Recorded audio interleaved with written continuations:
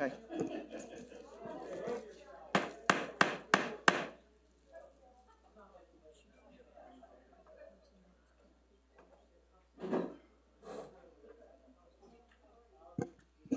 Let's have a call to order.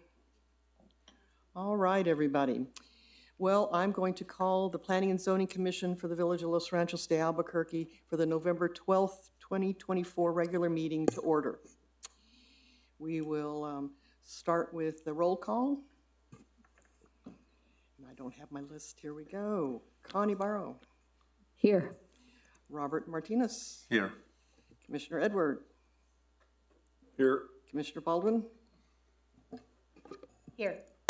Commissioner Taglia Petra. Close enough. Drew. Drew's here. I'm never going to get that name right. Commissioner Haywood. Yeah. And Commissioner Homan, I'm here as well. All right, so if you will all take a moment to take an extra look at the agenda, I need a motion for approval or a comment for any kind of correction, addition. So moved. Okay, is there a second? Okay, it's been moved and seconded for the approval of the agenda. Once again, a roll call vote. Commissioner Barrow? Yes. Commissioner Martinez? Yes. Commissioner Edward? Yes. Commissioner Baldwin? Yes. Commissioner Drew? Yes. Commissioner Haywood? Yes. Commissioner Homan, yes. So we'll move on to the public comment period. Residents may address the Planning and Zoning Commission to comment on issues, problems, or successes on topics that do not appear elsewhere in the agenda. Audience members will be given an opportunity to comment on the agenda items as they come up. Speakers must register with the village prior to the beginning of the meeting, and I need the list of our signups.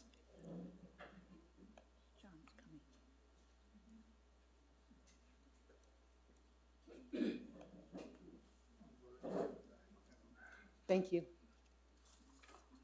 Okay, for our public comments, first name on the list is Jeff Phillips.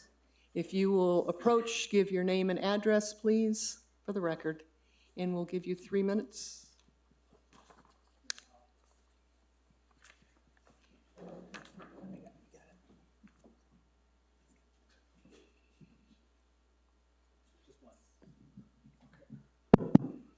Hi, Jeff Phillips, 605 Schulte Road, Northwest. Chair, Commissioners, I just want to take a few minutes to highlight community. I'm especially gratified with the neighbors, helping neighbors last week during the snowstorm and the resulting power outage. That is, close to my heart as a volunteer emergency manager. Obviously, we have things to talk about, and we will do that this week and going forward as far as making the community more resilient. But it was pretty resilient, and that was very much appreciated. I've mentioned the Walk Los Ranchos many, many times, and I'll continue to. We've had 4 walks, over 90 people have participated in. Our most recent one was this past Saturday on the Chamizal lateral. We have one planned the day after Thanksgiving, and we have 5 more in the works going into December and January. So if you have any ideas, just send them our way, and it's a real neat way to explore different parts of the neighborhood that you've maybe not explored before with people you've maybe not met before. So you'll hear a little bit more, and maybe hopefully you've heard about the yard sale, which is this Sunday. The community yard sale at the barn from 9 to noon. 30 sellers, 30 neighbors have signed up, and in their registrations, they've contributed over $500 to the Community Garden Fund, just for registering for the opportunity to sell some items. There's a lot of excitement, anticipation, so come on out, even if you just come out to say hello and have some coffee. Just a couple other things maybe you've heard about, and I want to just highlight. The village has arranged for green waste drop-off to be expanded this week, Tuesday through Thursday, from 11 to 4 p.m. at the yard on Rio Grande. We did have a neighborhoods getting together to talk about crime and safety communications. There's nine neighborhoods so far that have identified key people to more near real-time share with each other issues with regard to crime and safety in the village. You may have seen that the Text My Gov service is now live, the Village of Los Ranchos Text My Gov. So that's a subscription service where you can send and receive information to and from the village. You've probably also heard that the Osuna Lane closure is starting this Friday, the 15th through December 6th, so plan ahead for that. And I'll just continue to encourage, get involved, stay in touch, and thank you all for your service. Thank you, Jeff. No, we could use that at the end. So. Okay, next up, Nancy Nangaroni.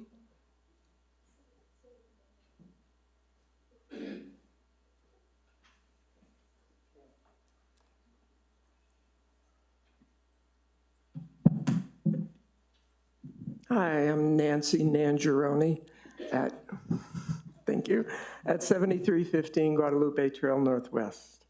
Two things, and I don't know if I should be talking about them now or holding them, so you'll tell me, I'm sure. Okay. I feel like we resolved the issue of recusals. I feel like you guys accepted sort of a responsibility to do what you feel is right, and I'm content with that. So I just wanted to bring that up, that some addressing of that tonight, some speaking to that might be warranted. I don't know.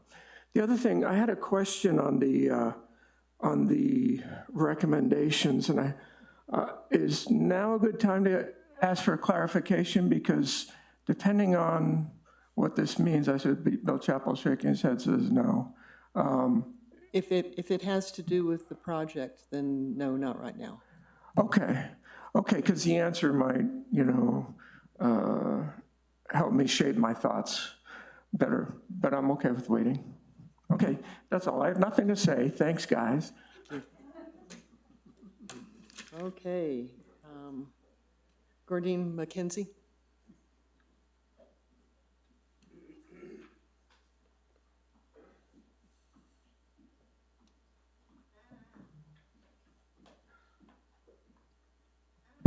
Gordine McKenzie, 7315 Guadalupe Trail Northwest. Just a few observations. I've been walking the ditches in the village for a long time, and I've noticed that some of our neighbors and some of the areas that I walk in have been visited by the code enforcement person. And certainly I think that he does some very good work, but I did observe there's a property that is catty corner from us, and I'm good friends with the owner, and the two of us supply the cranes with corn.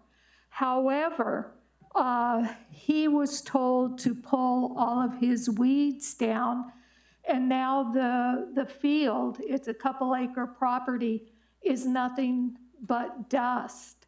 And there were certain things that might be called weeds.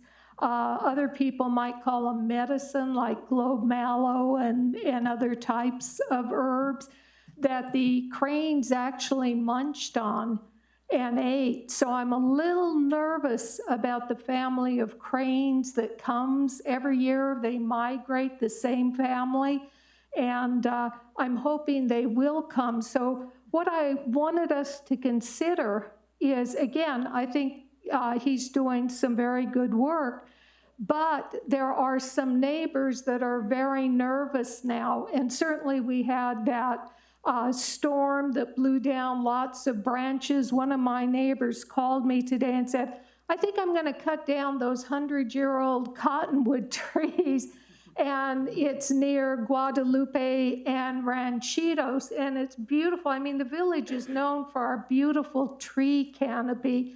And I said, no, maybe trim them a little bit, but they're alive, don't kill them. But he's not the first person I've I've heard say that. In our neighborhood, one of the ditches that we walk, we have a neighbor that has all kinds of things like an antique bus and all kinds of things in the backyard that kids and everyone love to walk by and see. When he was served with a code enforcement, he said, I've had it, and put up big paneling. So now we can't see, and neighbor after neighbor has come by and said, wow, I used to bring the kids over here and tell them about, some of the railroad stuff and some of the other things. So I'd like us to just be mindful in the future in terms of what impact it might have, and just think about it. I mean, certainly there are places that need code enforcement, but I hope that we can do something to really encourage people to keep their green canopies. And I know it's a goal in the master plan, but I'm wondering if we could do something more to keep the The speaker's village time has looking expired. like it does. Sorry, thank you. Thank you, Jardine. Penny Remby?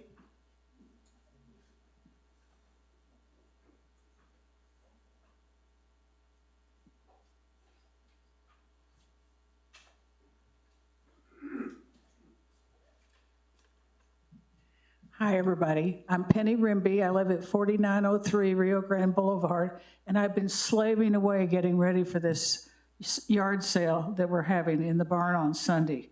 It's going to be so fabulous. So don't miss it. It's from 9 to 12. We've got over 30 vendors. We've had, I've forgotten how many people have already shown interest in coming. We've got 4,000 square feet of items. I can't tell you what it's going to be like. So you'll love it. There's something for everybody.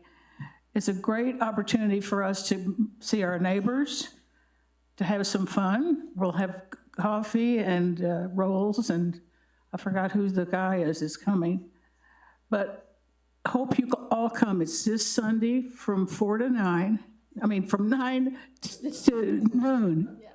See, I don't even know what I'm doing anymore. I just pack things up and put them in the car. But anyway, please come. It's going to be great. Thank you. Thank you, Penny. Victoria Garcia? You're okay? Okay. Tom Donlin?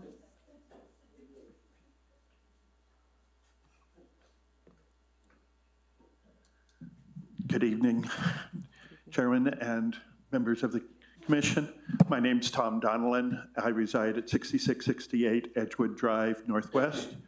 And I would really like I had started to write something after the last meeting, and I put it away and never pull it back out. But it would be really helpful to have a schedule in everything that's going to be happening.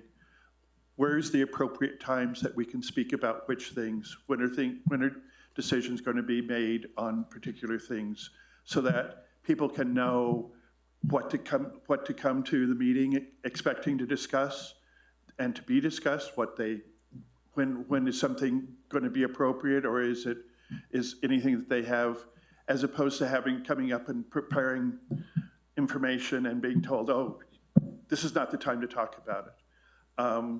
And I guess the other thing is I'm sort of confused that we're at the site development plan without the platting being decided, because I thought that last time was just to set up recommendations for when the plat came back, and I would thought that this was the meeting that we'd be talking about platting.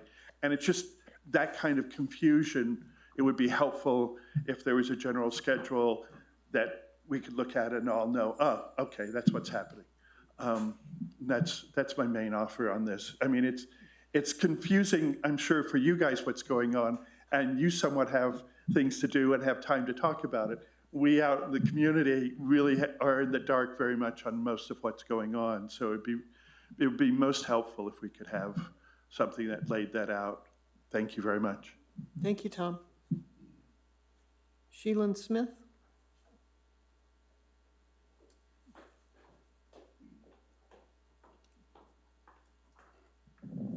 Thank Thank you, Commissioner Homan. Commissioners, I just wanted to say thank you for your. Name and address. Oh, I'm so sorry. Shalene Smith, 6506 Rio Grande Boulevard. Just wanted to tell you thank you for your service here.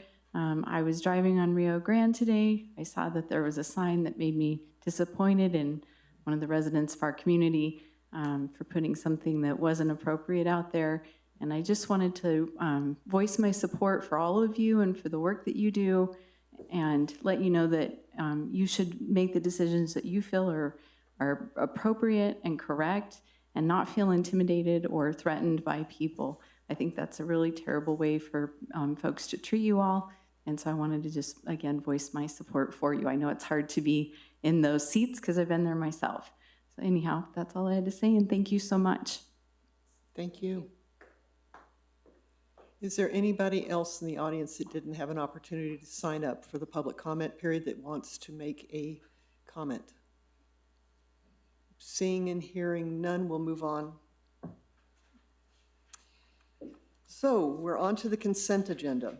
All matters listed under the consent agenda are considered to be routine and will be enacted by one motion. There will be no separate discussion of these items. If discussion is desired, that item will be removed from the consent agenda and it will be considered separately. We have two items on the consent agenda. They are approval of the minutes for September 10th and the October 8th regular P&Z meetings.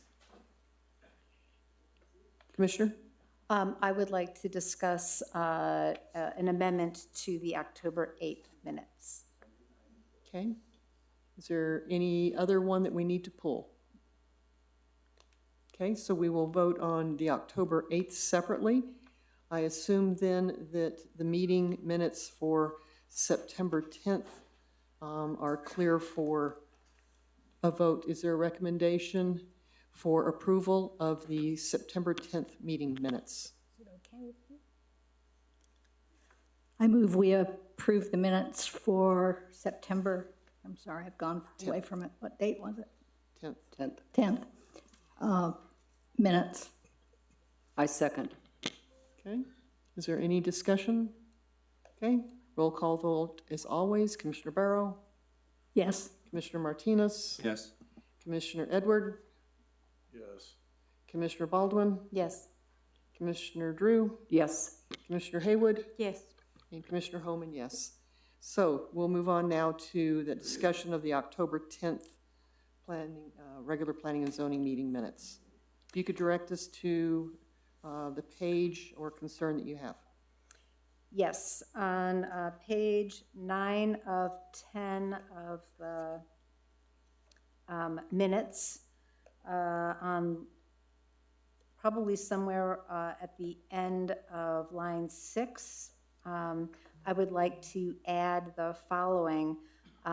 This is after Commissioner Haywood talked about the setbacks along the north side and that meandering sidewalk to allow for a more comfortable pedestrian environment.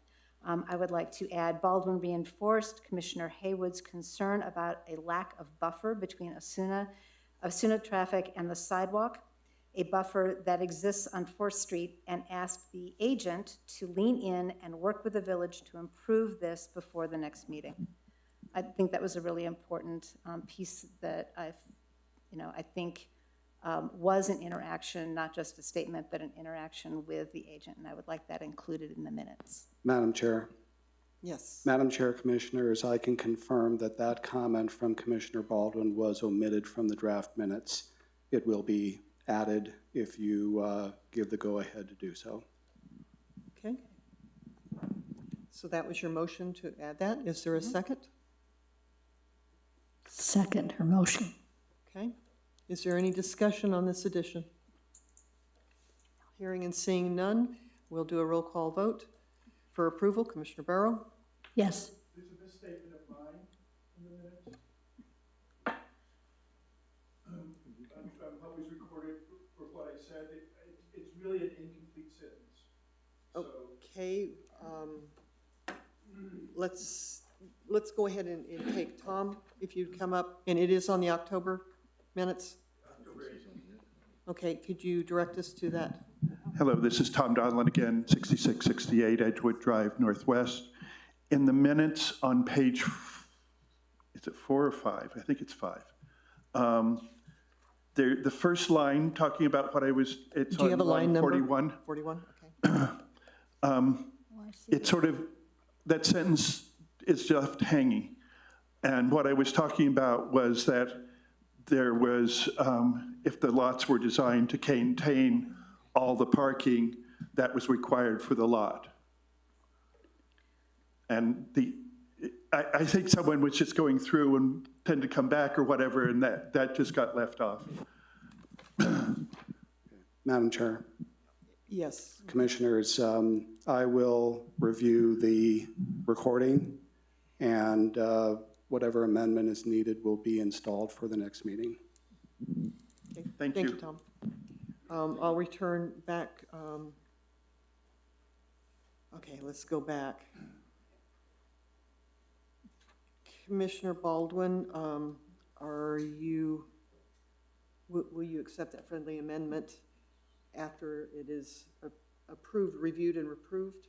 Or would you What I would prefer that suggest we? is that my amendment be voted on to the minutes, and then those minutes are what Director Hill revises, Okay. and we come back and vote on at the December 10th That sounds meeting. fine. Okay, so what we are voting on is the addition as described by Commissioner Baldwin and seconded by, I think it was Commissioner Barrow. Okay, so it's not on approval of the full minutes, it's on approval of the addition. Correct? Okay.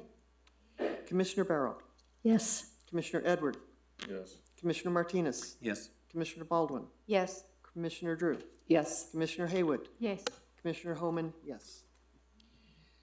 So we will leave this set of minutes to once again be reviewed at our next meeting after it is reviewed by our planning and zoning director. Thank you. Okay. Now we go on, oops, back up the agenda. Yep. There we go. So we're going to go on to the public hearings and applications.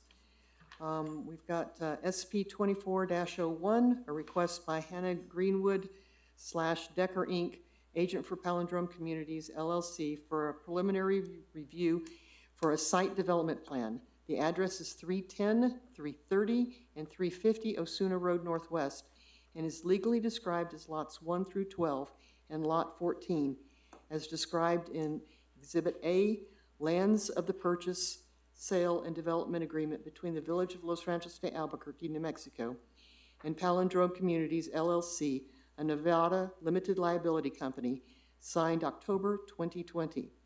The legal descriptions are further detailed in Trailhead at Chamizal, listing of property legal descriptions and owners. The subject site contains approximately 12 acres, and let's see, we've got a note on here that Jim Strozier, FAICP, Consensus Planning, is no longer the agent for this request, as a side note. At this time, I would ask if any of our commissioners are going to recuse themselves, and I would like to start that. You know, I have questions, concerns. I wanted to hear what all is going to be said and shared. However, I know that I would be considering the evidence that is before us and weighing that against the village ordinances to arrive at a sound decision. I believe, however, that it is in the village's best interest that I recuse myself tonight from the palindrome request before us. My hope in doing this is that it will support the mitigation in this seemingly endless cycle of litigation that we've experienced, and allow the village to heal this divide among the residents that we're currently experiencing. So with that, I will be recusing myself. Commissioner Barrow? Thank you very much. I will say quite clearly that I am on one side and one side only. I'm on the side of the village. I love this village, and I want to do nothing but the best for the village. Being trained as a lawyer, I believe I can be very objective. I can remove my emotional involvement from any facts that are presented. I think it's, to me, I know I can be fair and objective. And I'm certainly not intimidated or yielding to being bullied in certain respects. If any of you have seen that sign on Rio Grande. But because I'm on the side of the village, and I love this village, love the privilege of living here, I will recuse myself to remove any possible objection to my participation. Thank you. I have a question for Attorney Chappell. Yes, ma'am. Should we remove ourselves from this physical location, or can we just sit here and listen? Madam Chair and Commissioner Barrow, the ordinance is not clear on recusals for perhaps conflicts of interest or perceived conflicts of interest unless they involve financial matters or business related to a relative or whatever. But if you take those ordinances into account in terms of what should happen in a recusal, it says that the commissioner should remove themselves from any participation, remove themselves from any discussion, and remove themselves from any voting or decision-making on it. It does not say that you have to leave the room. It does not say that you can't be present on the premises. So if you want to listen, I'm not going to say that's a bit, against the ordinance, but I think you cannot sit and participate and influence the discussion from the bench as you currently are. But are you saying that we have to go sit in those uncomfortable chairs instead of this? I'll be happy. I'll happy to trade chairs with you. How's that? So this isn't good enough. So that's what the ordinance says. And so it doesn't say you have to leave the building, but it does say you have to remove yourself from participation, remove yourself from discussion, remove yourself from any decision-making.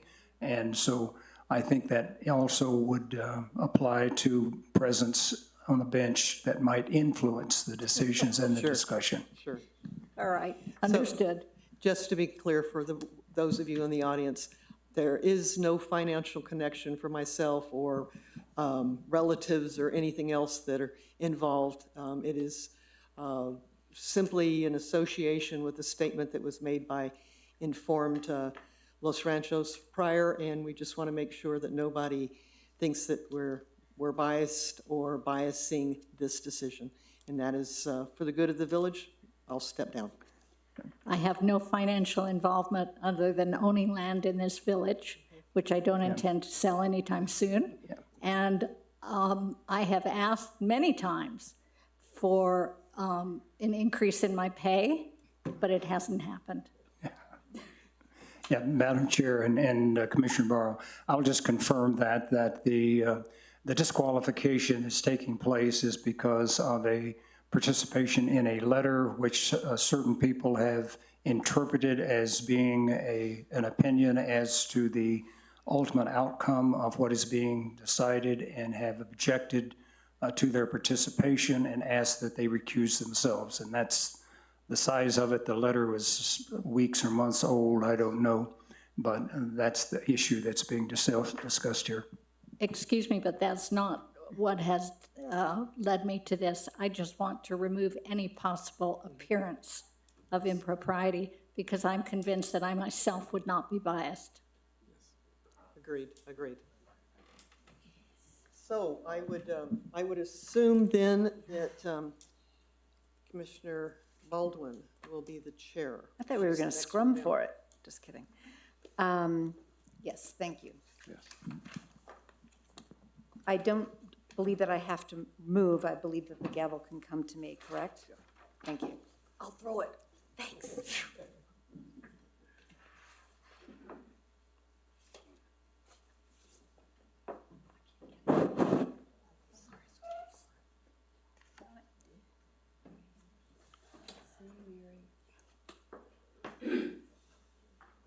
Okay, is there a script that can be emailed to me so that I may take over with any efficiency?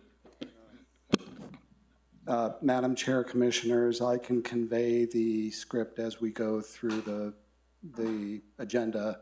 If that will suffice, I will announce each section as it comes up for you. Okay. I do believe that the first order of business is to take testimony, or the first order of business is your report? Madam Chair, I believe the first order of business is swearing in those people who will speak this evening for this case. Thank you. Attorney Chappell, would you do the honors? Yes, Madam Chair. And everyone that is going to speak on this issue in any way, shape, or form, except lawyers that are licensed lawyers representing a client, must be sworn in order to participate. So if everyone's standing, would you raise your right hand and please swear as follows. I swear to tell the whole truth and nothing but the truth under penalty of law.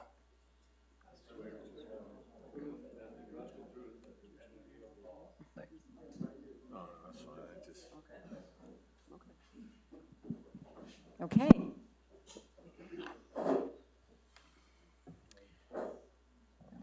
So should we do the report first or testimony first? Yeah. Madam Chair, Commissioners, I'll just give a brief overview of the staff report in your packet. As mentioned, the case before us this evening is SP-24-01. It is a request for preliminary site development plan approval for a new commercial and residential development in the Village Center zone of the 4th Street character area, location and legal description as was previously read into the record for this case. Commissioners, what we're going to be reviewing this evening is a set of site development plans for a portion of the legally described lot. So we are going to review plans for an approximate 6-acre portion of the described project area as read previously into the minutes. The staff report has quite a bit of information. I'm going to go through this piece by piece in the hope that I can illustrate what the report is about. I'm going to refer to a few items that were referenced from the sketch review for the site development plan at last month's meeting. And this is just a place to start. The attorney may want to make some comments with respect to agreements made between the village and Palindrome, but in the meantime, I'll simply summarize what is included in your report. Now, at the sketch review, the applicant made mention during the presentation of an overall project master plan.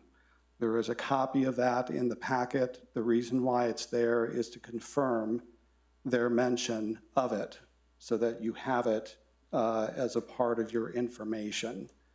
Now, going from that plan to the sketch plan, it is noted in the staff report that the two of them are consistent.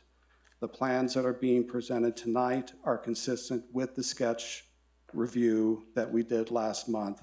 That consistency is a requirement in this process. I'm simply establishing that the applicant has established that consistency for this review. There are a number of standards that apply to these plans. Generally speaking, the site development plan sections in our code speak to what has to be submitted for this review. This submittal is complete for a preliminary site development plan as established in our village code. The rest of the standards apply to the village zone center itself as far as what is required of buildings and site development standards, and I'll go through those briefly. There are setback standards which have been noted in the site plans. that are consistent with these standards. The building height is noted as 39 feet in the plans. That is consistent with the zone. There are some design regulations that have to do with surfacing and entries to buildings. As noted in the report, these designs address these design criteria, specifically no blank exterior walls, proposed primary entrances to building, no proposal for dedication of park space within the subject site. These standards have been addressed and are met per the VC zone. There will be some matters of parking that the applicant will present. I'll let the applicant present that information in detail as they are prepared to do. Landscaping plan is also included in this site development plan. They have met the minimum standards as laid out in our VC zone, and there will be some conditions of approval that will be discussed during this case. I want to call attention to them briefly, and the applicant will speak more to them in detail as part of their presentation. In the report, there are 3 suggested recommendations of approval, which, if you agree with them, would go to the Board of Trustees for their review and consideration. There is a matter of zoning, there is a matter of parking, and there is a matter of illustrations for signage. The issue of zoning, as spelled out in condition 1, pardon me, I'm losing my voice. Today we received a document from the applicant that explains why they believe this proposal is in compliance with the Village Center zoning. It is not in your packet, but they were required to supply a measure for this, which they have supplied. It will be reviewed for the Board of Trustees, but a document has been submitted. As far as illustrations for signage, the applicant will make that as part of their presentation. And there is a third condition regarding parking as far as what is being proposed in these plans. There are some matters that need to be resolved for this, but I will let the applicant do that as part of their presentation, because they will have a more detailed presentation of this with the site development plans are going to illustrate for the presentation. So that is a summary from now. I'll probably check back in after their presentation. As far as what is noted in the staff report, do the Planning and Zoning Commissioners have any questions?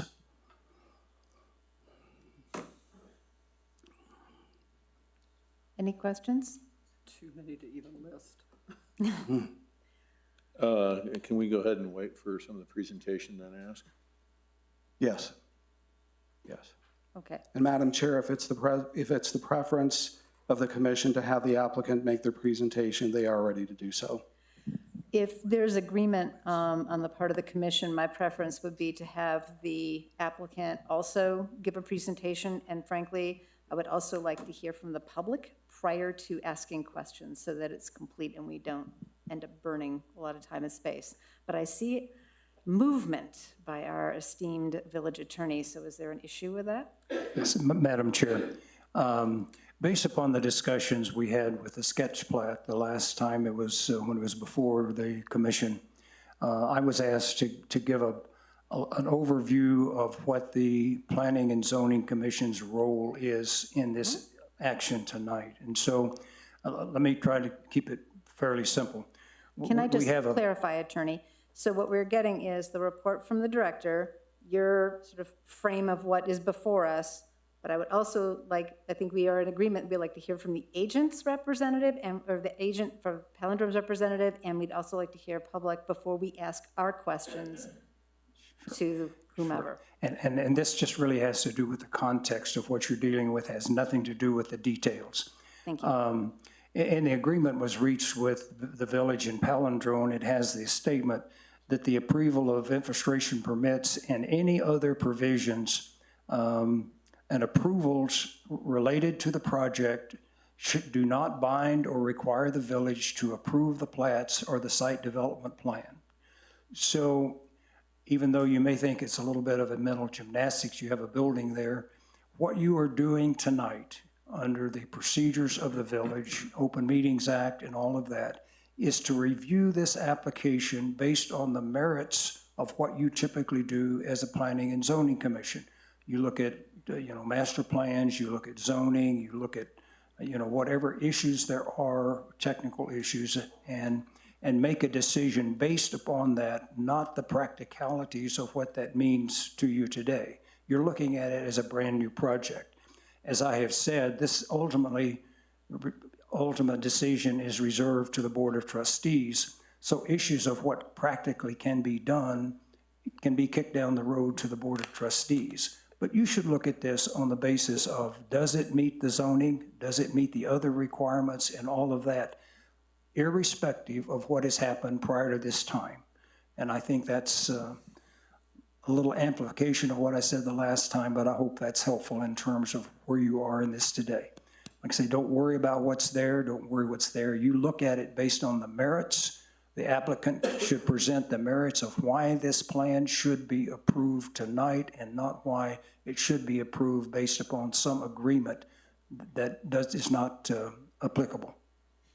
Any questions about that? So let me just check in, because if we're going to ask questions about the framing, then I would like to have it be questions about the framing and not piecemeal, because we haven't asked questions of the director. So if we're asking questions about the framing, I'm comfortable with that, but I think we agreed that we were going to have the rest of the information before we ask questions, so we have a full picture. So to that, I've got Commissioner Edward. Would you like to ask a question? So if I understand you correctly, we're really looking at this as a greenfield development. I could not hear that, I'm sorry. Sorry, we're looking at this as a greenfield development, that there's nothing there. That's right. You're coming in with a brand-new site plan and say, does this site plan meet the requirements of the village for a site plan on this site? Blank slate. That's what you're doing. Commissioner Martinez. One of the things that is bothering me right now is that, Mr. Hill, you would be, before anything, giving us a presentation, and now you're saying that there's a letter going to you that I think has a lot to do with the whole picture, which is zoning. And I think it's us needing that, because to hear it after the fact, you're not giving us the facts. And I'm just a little bit more concerned, because I hear you say that something came into the picture, you'll review it, but it should have been done and it should have been part of your talk with us about the approval and your position as planning and zoning director. That's my concern. Yeah, Madam Chair, Commissioner Martinez, I understand your concern. I'm simply going to allow the applicant to explain that, as it is a condition in the report that the applicant has to address. I'm simply testifying that I have received a document, but this is something, in any case that involves zoning, the applicant is responsible for addressing that. So this is something that they will have to address. Yeah. But it should have been sent to you prior to, as you define, a blank piece of paper that should have been sent to you at the beginning for you to review it and to give us a reading of how you felt based upon what they would have given to you. Commissioner Martinez? Yeah, I was going to say, we're getting a little out of order because we're trying to focus on the frame that Attorney Chappell gave. So are there any other questions about what's before us? So, Commissioner Edward? Thank you. Mr. Chappell, does it constitute an incomplete packet or application without that letter for us to review? Madam Chair and Commissioner Edward, having not seen the letter, I don't know, but even without the letter, the applicant can testify as to those matters. They don't have to provide documentation for everything that they're going to say. And so I don't know whether it's relevant in that context or not. Again, I would like us, we're directing questions to Director Hill when this is the moment to clarify with Attorney Chappell. So I would like to ask a question in terms of the scope. There is a settlement agreement that is also in this mix. And in the settlement agreement refers to material changes or not material changes. Like there's a threshold asked there. what is a material change as we are having conversations? And what is the effect of the settlement agreement on our discussions and deliberations tonight? I believe in the context of, Madam Chair, of this agreement, the only thing that's relevant in the settlement agreement, because what you're talking about would trigger new documents have to be submitted, new original documents like plats and that sort of thing. The only thing I think that's relevant for what you are doing tonight is the fact that you are looking at this as a brand-new project. The fact that the village voted a year ago to do this or signed a document, 6 months ago or 2 years ago to do that a court has basically decided is not valid, is something you don't need to consider. Just look at it as though it is a brand-new application. You have the same ordinances that you would apply if you saw it the first time it came in. You have the same master plan, all of that kind of thing. And that's really what the job of the Planning and Zoning Commission is this evening. Oh, okay, so again, I just want a great deal of clarity, and perhaps we'll have more of that from the applicant when we get there, which will be next. I don't want to put words in your mouth. I want to understand from your perspective as the village city attorney, or this village attorney, what is a material change that would make the settlement agreement be triggered as not being, as the village not complying with the settlement agreement? I don't think I that's... want to make sure we're going to Madam need to Chair. be mindful of it and stay clear of it or understand it, because material change doesn't, not having a material change to what was agreed upon before doesn't sound like a greenfield, we look at this brand new. So how do they weigh against each other? That's what I'm trying to understand. I don't believe, Madam Chair, that the material change discussion is in the settlement agreement affects what we're doing tonight, and I don't believe that it makes the settlement agreement invalid. If there's a material change, certain things happen differently on a go-forward basis, but I don't think it invalidates the settlement agreement. The settlement agreement is that the commission should look at this, and if they bring up something that says, oh, this happened back when and you agreed to this, disregard that. Look at it based on the merits of what they present that makes this comply with the zoning and the other regulations that you are required to enforce. And that's really where you are. Thank you. With that, I would like to invite the applicant and agent or representatives or whoever wants to go first to make your presentation. Be sure to identify yourself, please. Good evening, Chair, Commissioners. Weston Glass, 412 Northwest 5th, Portland. Will Gleason from Decker is going to make the presentation. I just wanted to address what you all were just discussing. The provision in the settlement agreement that refers to material changes has no bearing at all on what we're discussing tonight. That provision applies to the plat. We're not talking about the plat tonight. We're talking about the site development plan. That's a totally separate issue. The statement in the settlement agreement basically says, we have the plat that you saw last time. If this commission or the Board of Trustees should find something in that plat that does not comply with the village code and require us to make a change to the plat, then at that point, we have to hire a surveyor to go back out, resurvey the site, and redraw that plat from scratch, which of course we'd be happy to do. If this commission and the board find that the plat as submitted, which what we submitted is the same plat that we submitted in the past, if in your completely fresh blank slate review find that it does comply with the village code, then we can stick with the plat that we have. That's all it says. It says nothing about the site development plan that we're talking about tonight. So that's the site development plan tonight. Absolutely, as Mr. Hill and Mr. Chappell have said, you should review it as though we're coming in here and all we're going to talk about is whether or not what we're presenting complies with the village code. And that is what you're here to review. And with that, I'll turn it over to Mr. Gleason. Thank you.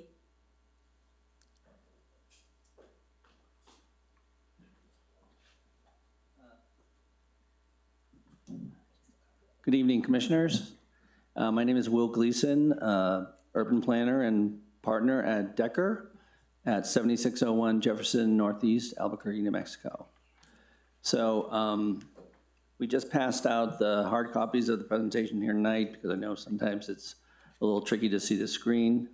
And I think we have to figure out how to keep forwarding this. I think, yeah, we might need to do that too. So, I think my job here tonight is to give you the background in terms of a little bit of history of the project, not a lot. Go through some of the village policies, the actual village center zoning code, the dimensional standards and the uses associated with that, and demonstrate how those conform to the zoning that's the village center and that makes this site development plan valid. So, so with that, just in terms of the history of the project, I think a lot of you know these, but this has been going on for quite a while, almost a quarter century at this point. That vision was really established in around 2000. The Village Center Zone District was adopted a couple of years later, and the Metropolitan Redevelopment Plan was adopted in 2018, and the RFP that resulted in this project was issued subsequent to that. Palindrome responded, was selected as the winner, and then the overall project master plan was approved in 2022. Next slide. So a couple just sort of policy pieces, excerpts that we think support the project as designed.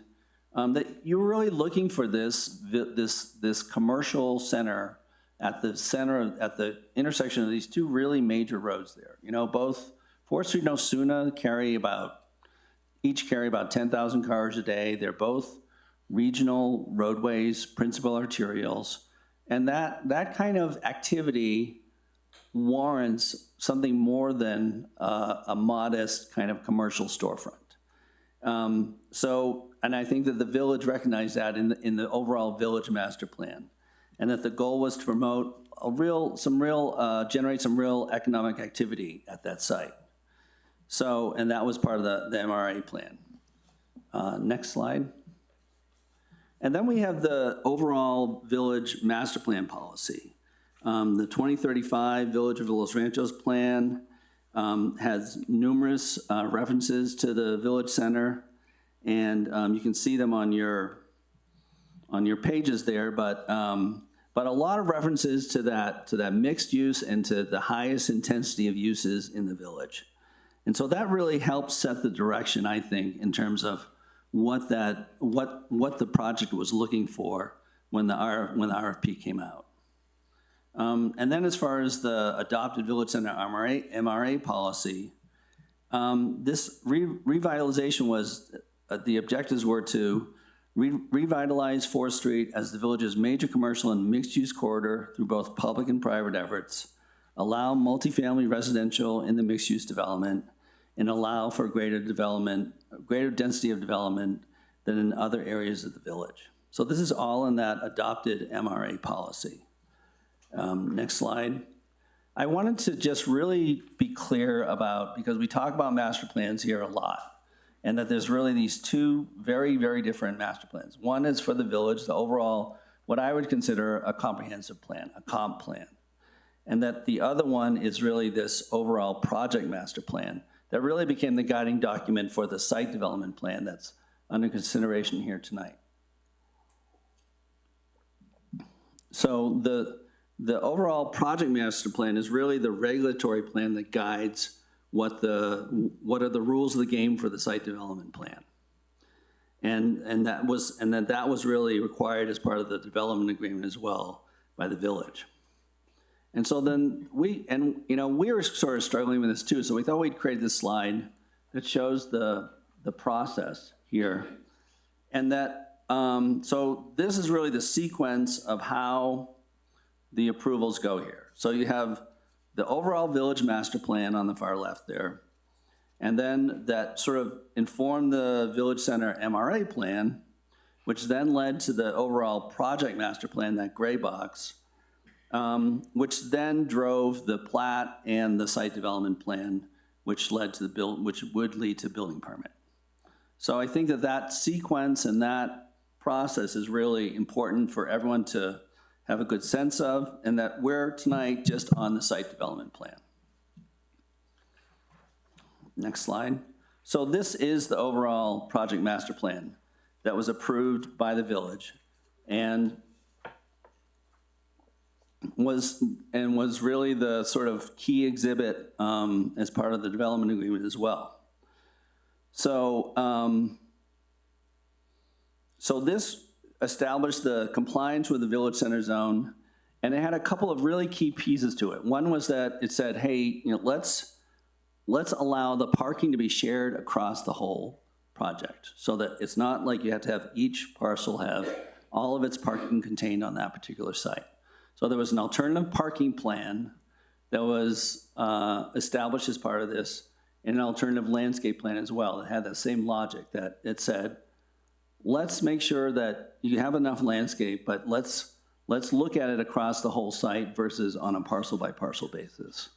So, so with those two key elements, it also set the overall dimensional standards and gave the overall vision for the entire project itself, from not just the first 3 parcels, but all 7 parcels. Next slide, the plat. You all looked at this, and we're just sort of including this here, but that really is the legal description, shows all the utilities, all the easements. We're not really here to deliberate on that tonight, but it's clearly, it goes hand in hand with the overall site development plan, because you need a legal description to really tie the site development plan to. And then the next one is the site plan itself. So this was done by Site Southwest as part of the original submittal. It's not something that Decker did. And it has all the information that you want on a site development plan in terms of setbacks, easements, landscape, parking, buildings, showing the overall direction there. And I'm not gonna try to discern every word on this, but just to show that this was what was submitted and this is what is the basis of the site plan. Moving on to uses. I know that this has been a key question. So when we look at your use table, it's the way that the use table is structured. It does not list every use under, say, retail. It doesn't list every type of retail. It actually just lists the things that are restricted or prohibited. And it's the same logic in terms of residential as well. It doesn't list every type of residential product. It lists the things that have some conditions on them. So we think that's pretty straightforward in terms of the way that it's a fairly conventional standard in terms of how a use table is set up in a zone code. And we think that that's pretty obvious that apartments and multifamily would be permissive under that. Moving on to parking, we do meet the parking requirements. The parking requirements are 1 space for each residential unit, 2 spaces for retail and office, and 5 spaces for dining, bars, and nightclubs. And again, the parking, it's not met on a parcel by parcel basis, but on the overall project, and there's more than adequate parking in terms of that's being constructed now. That's being shown in the green there, that would be used to meet the spaces. There are about 50 spaces that are not being provided on parcels 1 through 3 that would be provided on the remaining site. And then as far as setbacks go, the Village Center has very specific dimensional standards, actually has maximum setbacks along 4th Street and along Osuna, And we were very careful to meet those setbacks, and that really drove a lot of the design of the project and the layout. And then we've also met the setbacks along the Chamizal lateral and along the south side of the property as well. As far as design standards go, maximum heights for Village Center Zone is 48 feet, and we are well below that at about 38 feet for the most part. And then there's quite a few design regulations in terms of the glazing, a 30% minimum glazing requirement along 4th and Osuna. We meet that. We meet the articulation of buildings and orienting the building so that the primary entrances are on 4th Street or Osuna.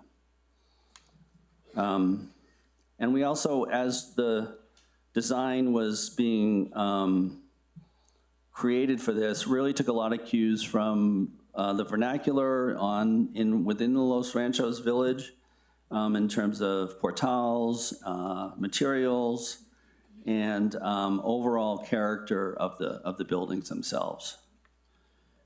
And the building design was not just a one and done process. There were quite a few iterations in terms of the building design, and quite a few meetings and iterations that took cues and took input and made adjustments in terms of height, in terms of materials, and in terms of the placement of the buildings themselves. Let's keep going. One item sort of related to that is the pretty careful consideration for the alignment along 4th Street and making sure that the street and the store frontages along that side really match what's further north on 4th Street, and creating that combination of great pedestrian sidewalks with the landscape and with the portals to create a really comfortable pedestrian environment, which I think was really what was envisioned originally with the overall village master plan and with the zoning itself. And again, we took a lot of precedence on streetscapes to make something that blended in with the village as a whole. And this shows some of those existing 4th Street streetscapes. And again, the landscaping more than meets the minimum coverage of 15%. And there's 2 playground areas included in parcels 1 through 3. And this all meets the requirements of the alternative landscape plan. And then lastly, we just want to address, and I want to say, I know that there was some discussion early on, and Commissioner Martinez was asking about where's this extra material that came in late. This was not actually additional material that we forgot to include. This was material that was responding to the draft conditions that we had just received from the village late last week.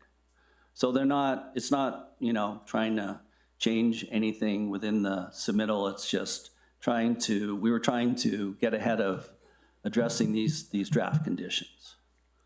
So, so again, the first condition is about, well, show us how this use is actually allowed under this zoning. And I think that we've made the case in terms of showing from the use table and from some of the policies in the village that multifamily was always anticipated as a use here, and then is clearly allowed within the use table under the Village Center zone, and that it was also backed by the RFP, the program requirements, and the applicant's actual submittal to the village for the project.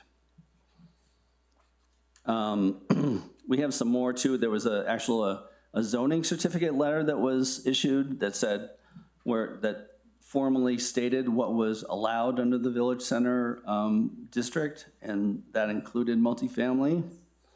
And we also had some supporting documentation from the plat letter of conditional approval as well from the village. And as far as parking, I think we've talked quite a bit about this, but with the alternative parking plan, we more than meet the required parking, and we are supplying the ADA parking on a parcel-by-parcel basis, and more than meet the federal requirements for that. And the federal requirements is what the village uses as the standard for that. And then signage, we really don't have much signage here. We have the corner sign at Osuna and 4th. It's really more the project address and the project name. It's not a branded sign. And then as any of the 28 storefronts come in for their particular use, they will have to apply to the village for a sign permit and demonstrate how that sign complies with the overall signage standards for the village. So in conclusion, we really do believe that this project furthers the adopted goals and policies for the establishment of a mixed-use village center, that the project's in compliance with the standards of the village center zone, and that any future development will go through this public process and be vetted before P&Z and the Board of Trustees. And with that, I'll stand for questions. If we can, as we discussed earlier, I would like to open the hearing and hear from the public, and then this commission will be able to, with all the information presented this evening, ask questions that are relevant to this discussion. Any objections to that? Okay. Given that, I would like to open a hearing on SP 2401, a request by Hannah Greenhood Decker, Inc., agent for Palindrome Communities, LLC, for a preliminary review of a site development plan. The address is 310, 330, 350 Osuna Road Northwest, and is legally described as lots 1 through 12 and lot 14 as described in Exhibit A, lands of the purchase, sale, and development agreement between the Village of Los Ranchos de Albuquerque, New Mexico, and Palindrome Communities, LLC, a Nevada limited liability company, signed October 20th. The legal descriptions are further detailed in Trailhead at Chamizal, listing of property legal descriptions and owners. The subject site contains approximately 12 acres. And again, we don't have to comment about someone who's no longer the agent. With that, I would like to open the hearing. There are 3 people who have signed up to testify. Everyone has been sworn in, yes? No, there's a lot more than that. Okay, I'm looking at the sign-up sheet. Is there any other sign-up sheet? I have a sign-up sheet in front of me that has 3 people. There were 4 when I signed up. Oh, sorry.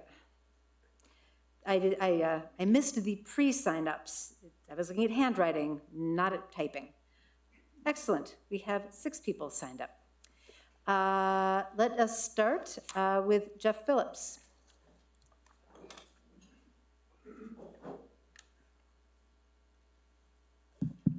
You have 3 minutes, and I will let everyone know 3 minutes. I'm going to hold everybody to that so we have a consistent and fair piece of testimony. Thank you.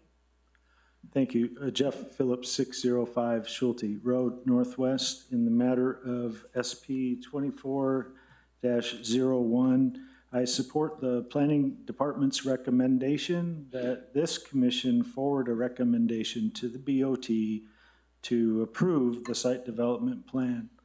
As found, the proposal fulfills the 2035 master plan and reflects the purpose intent of the Village Center Zone Code. I do appreciate the planning director's diligence in this latest review. It's a new, fresh set of eyes, a very professional person, and I support his recommended conditions of approval. And I thank you for your time and your service. Thank you. Nancy Nangeroni.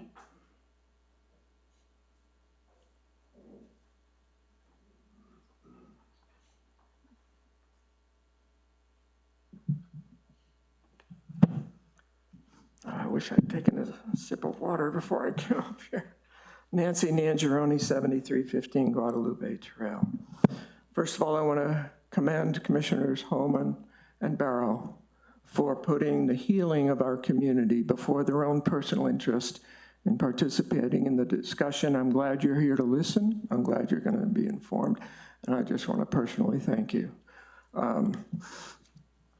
Regarding what we just heard from Palindrome's representatives who presented misinformation to Judge Lujan that was instrumental in getting the ruling that was given.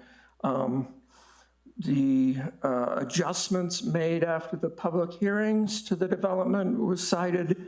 There were almost no adjustments. There were no significant changes. A silo was converted into a round section, and there were some small concessions, but there were no significant changes from the time of the meeting that was shown in the graphic. Furthermore, with respect to the letter that was written from the Planning and Zoning Director to Palindrome saying, this is great with our zoning, we like this, village staff cannot rewrite village ordinances. And getting a letter from a member of the village staff contradicting a village ordinance is meaningless, worth absolutely nothing. So please do not put any weight on that. Lastly, and with all due respect, the recommended conditions of approval. Condition number 1 is contrary to the instruction that you give this matter fresh consideration. If this were a fresh presentation, would our Planning and Zoning Department be telling the applicant that they can get a measure to establish the legality of their plans in contradiction of our village zoning? Now let's talk about the village zoning. And I have I have legal references. I have a case prepared by a legal consultant. Under New Mexico law, zoning ordinances must be strictly construed. This is New Mexico case law. If it does not show up in the rules table, the opposite of what he said is true. He said, oh, it's just a general rules table, and if it's not there, it's still approved. Well, no, that's not true at all. If it's not shown as permissive in the rules table, it is not permitted, and nowhere in the rules table is multifamily housing permitted. We can interpret it as saying that townhomes, which are individually owned, are permitted. The speaker's time has No expired. dwelling owned by one person for multiple Thank you, Ms. families Mastroeni. is permitted. Thank you so much. Gordine McKenzie, please.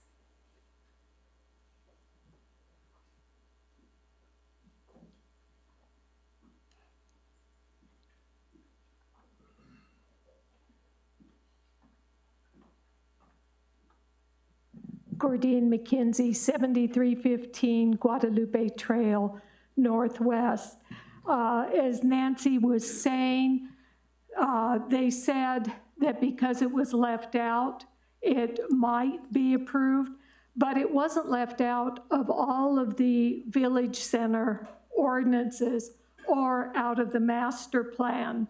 In fact, if you look at code 9.213, it is included in the gateway zone, but it is permitted on a much smaller scale. And multifamily housing is only permitted with a maximum density of 16 dwelling units per acre. It is included in the master plan. It was never the intent to build that many apartments. And if you follow the paper trail and look at how things changed, it changed when Bernalillo County came up with the $29.5 million for affordable housing. And I noticed there's a letter in there from Bernalillo County. And does that mean that the village of Los Ranchos is obedient to what Bernalillo County says? Furthermore, I'd like to address And the whole idea about the MRI also and blighted, I looked back into the records and there are questions, and not everyone agreed that that area was blighted, which allowed for the Metropolitan Redevelopment Act. A potential impact on health and safety of the community. I must read this. The project will increase the health and safety of the community by providing safe energy, efficient, affordable new housing, and developing a previously blighted site, which I would say is questionable. The new development will increase lighting, and I hope it's not light pollution, eyes on the street, discouraging crime in the surrounding area. And anyway, it goes on further. No study supports that. And I would like to ask you why you made a statement like this and where is your research? As a professor emeritus, I have checked this in great detail, and I am astounded how you say this will make the community safer. Furthermore, I do want to remind people that the managing company for the apartments, which is also used in Sawmill, have been abusive to the tenants. And the city of Albuquerque gave them a citation. Thank you, Ms. McKenzie. Cynthia Sylvester.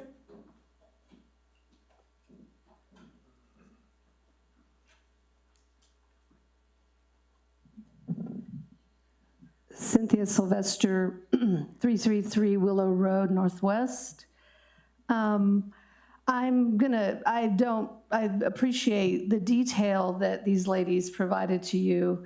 Mine is a little bit more on a general scope of what was presented to us last time in regard to parking, and also in regard to this site development plan being really just talking about 1, 2, and 3, when they have just said that alternative parking is the entire thing. So as soon as the apartments open, all of that parking will be used. The easement to 1, 2, and 3, one of them is in 4, 5, and 6. So how can we not look at the safety of the residents on Willow Road?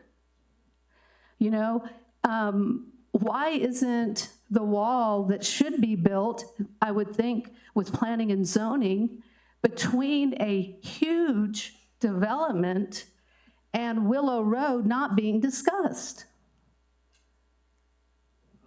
You know, I mean, and I don't want to hear, oh, it's just 1, 2, and 3. He just said it's alternative parking. They are going to use it.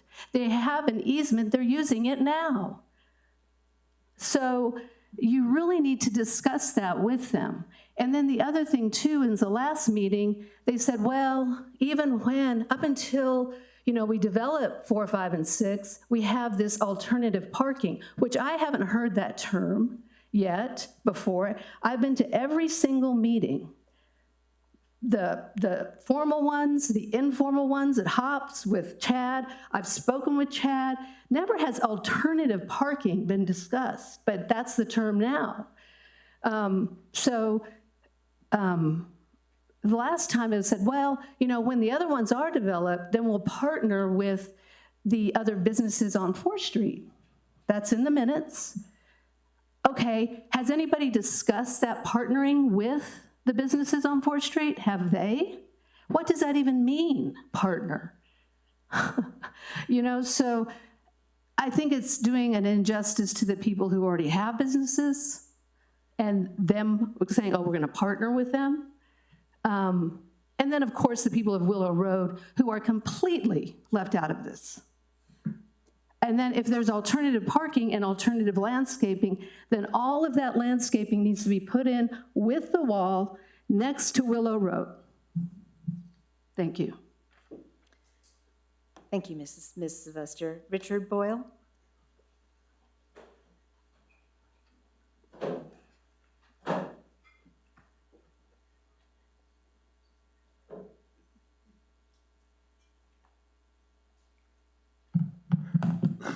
I'm Richard Boyle. I live at 6736 Edgewood Drive. I'm a sociologist. I like doing research, so I ended up with the Institute for Social Research at UNM for many years. And although it's not my specialty, when things like this started to happen, I was aware of the fact that for at least 50 years, there's been a great deal of research on the topic, the effects of built environments on social capital of the people in the community, whether it creates a healthy community or a disintegrating community.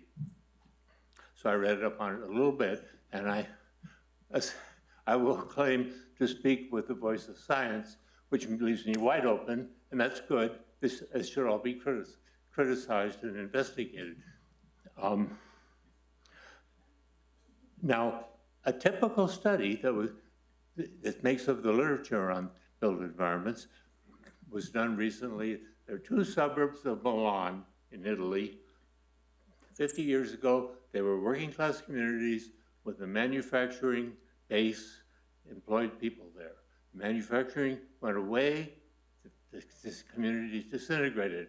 One of them, some people and businessmen got together and decided that this area with abandoned warehouses and that sort of thing could be made into a business district. And they went ahead with that. That community now, in this report, is prospering, booming. It's been gentrified a lot, and it has places where people go to eat, drink, meet, walk around, things like that. My claim then is to use that and compare it with, this is a village center master plan. It says, in creating the village center zone, the village envisions a pleasurable destination for village residents to gather and shop, an area that can be utilized for public gatherings such as markets and special events with a mix of complementary uses. Commercial development should be limited to those uses which are deemed to encourage pedestrian activity and draw large numbers of individuals to the area for the use of the general retail, restaurant, and service establishments. That's the village plan. The Board of Trustees did that, starting in 2002. That is exactly, the Palindrome project going on is exactly the opposite. It will have exactly the opposite effects. It will destroy any kind of healthy community developing around the village center, which is the intersection. That's the epicenter of the village zone. The speaker's time has expired. Thank you, Mr. Boyle. That's enough. There's a lot to be said. Thank you. Tom Donilon, please.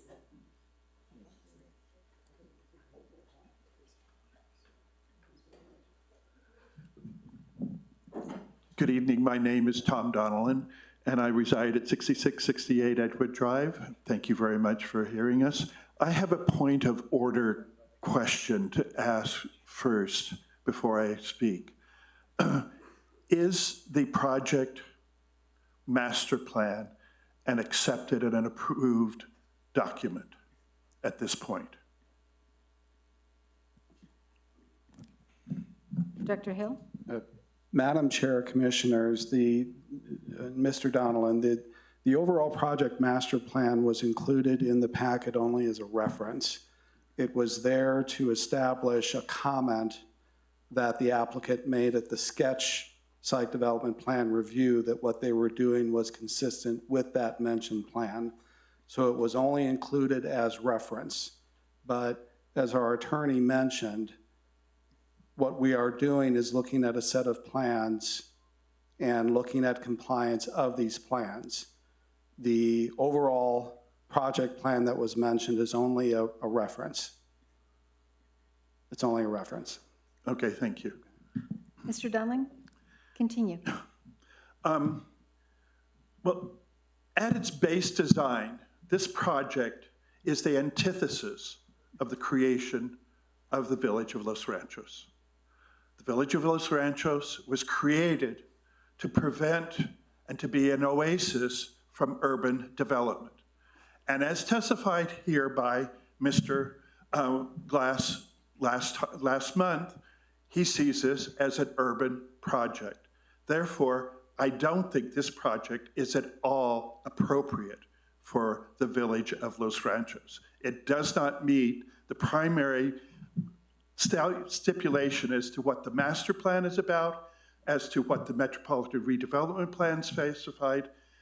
So I don't understand how this, to me, just on the base of it, it needs to be thrown out. It's not appropriate. It's an urban development in a city, in a village that was created to not have urban development in it. I'm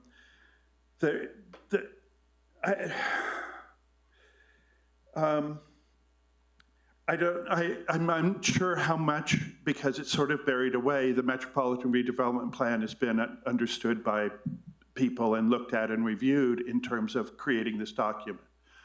But what it envisioned was that we as a village would invest what is probably close to $12 million now in this project to build something that we wanted as a village center. What we're getting is what Palindrome thinks that we want for a village center, not what the community did, and not even what was in there's significant places where it clashes with what was put in the Metropolitan Redevelopment Plan. One of the things The speaker's time has expired. Thank you, Mr. Donlin. Are there any other people who wish to testify have not signed up? And if so, please let me know and we will get you sworn in. Thank you. With that, I'd like to close the hearing on SP 2401. Do I have to read the whole thing over again? Thank you.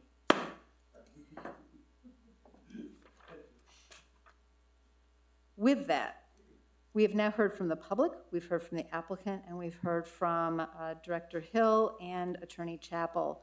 Are there questions, clarifying questions for the commission, from the commissioners before we go into motion and deliberation? All right, Commissioner Talley-Pietra?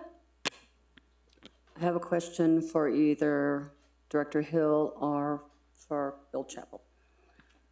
So these letters are null and void. Is this correct? Madam Chair, Commissioner Drew, I won't take a swipe at the rest. It's okay. I'll explain a few things about what this is. What this is called a zoning certification letter, which is a standard process that we have on an ongoing basis.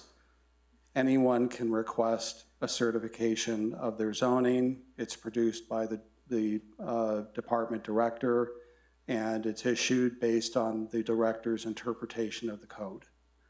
Now, administrative review aside, which has already been struck down, that is a standard function of the department.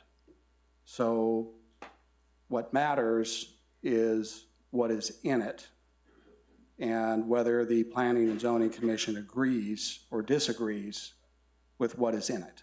It's too small to read. Yeah. Can't even see it. Okay, are there other clarifying questions? Commissioner Haywood?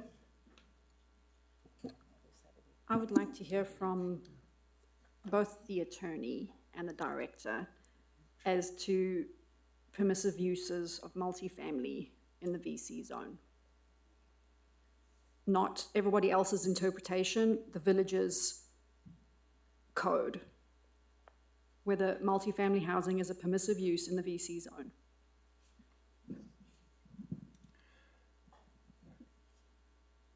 If this is directed to me, Ms. Haywood, yeah, Madam Chair and Commissioner Haywood, the question is not as clear-cut as Palindrome has presented it. And I think that the village has an ability to interpret its ordinances, and part of what you're doing is doing that tonight. Here is the dichotomy that we see in that process. For instance, if you go to the C1 zone, one of the stated permissive uses is multifamily. When you go to the very next zone, it is the VC zone, and it does not list multifamily as a permitted use. What it does is it says residential is a permitted use, and that has some qualifications as to even things within residential. And the argument is it doesn't preclude multifamily. Residential is a broader term than multifamily, so therefore residential is a broader term, doesn't include multifamily, so it's included.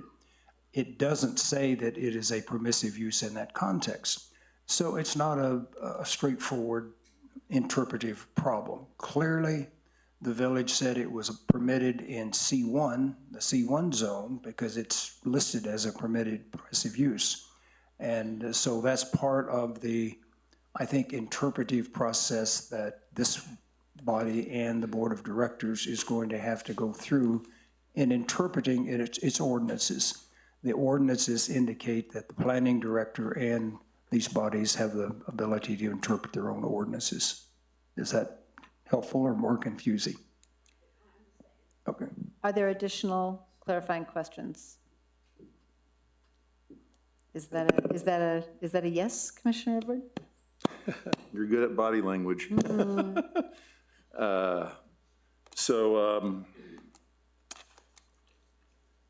kind of hung up on that as well. I mean, I looked up what is the definition of a townhome versus a condo versus an apartment. And there is, in many circles, strict legal definitions that clearly state the differences between those. And within the permitted uses in the VC, it specifically uses the word townhome.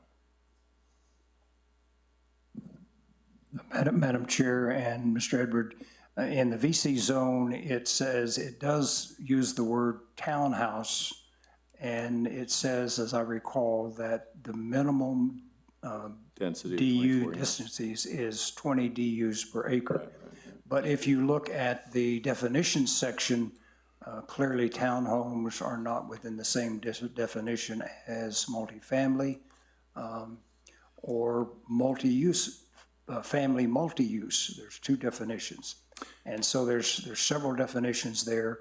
They are not equal. A townhouse, no matter how you cut it, is not defined in the same category as multifamily. Yeah. It kind of reminds me of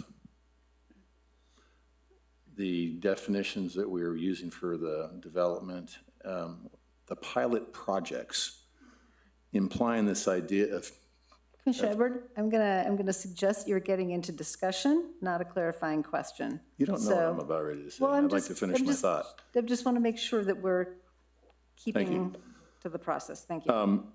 So it gets into this element that in many parts of the zoning code for which we have, would you agree the idea that the poor use of the English language is occurring? And there are some strict definitions, even in the real estate world. If you were to take your real estate exam today, townhome is clearly a different element than an apartment or a condo.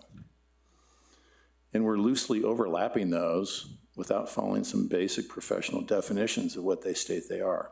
And I think it leaves the reader, namely the public, trusting that when they see townhome, that means something very specific, for which we're not getting. Is that a fair statement? Would you call those units townhomes? I think, I want to make sure, Director Hill, this is kind of your bailiwick as well. And I want to make sure that we're getting your expertise on this. Yes, thank you, Madam Chair, Commissioners. Commissioner Edward, there is a problem with the descriptions. Especially when you're looking at a list of things and you're wondering what they are, and then you go looking for a definition and you either don't find one or you find a definition that needs a definition. So definitely there is something of difficulty.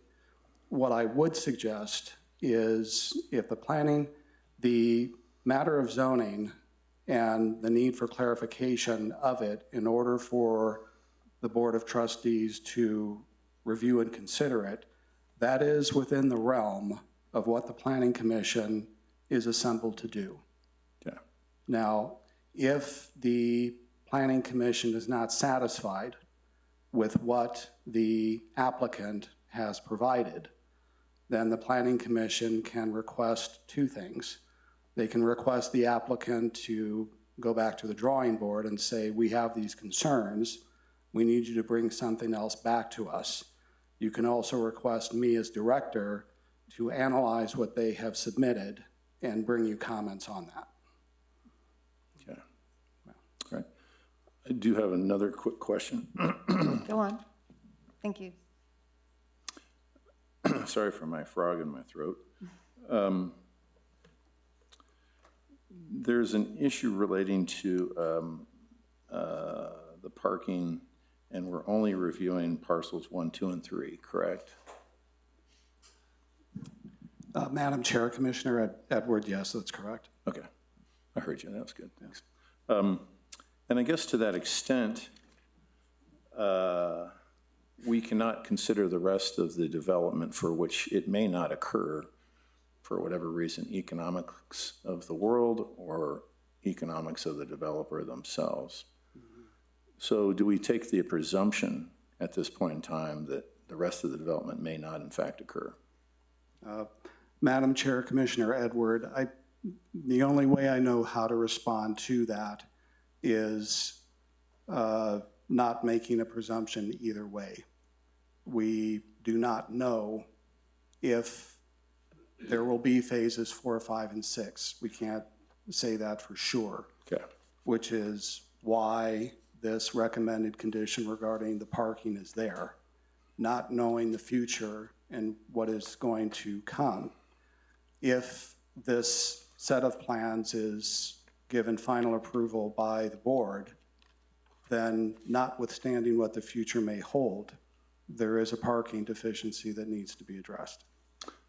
So I think we said in the last meeting, might have come from you or Mr. Chappell, that we were to take a look at each one of these in their own silo. They needed to stand on their own merits, correct?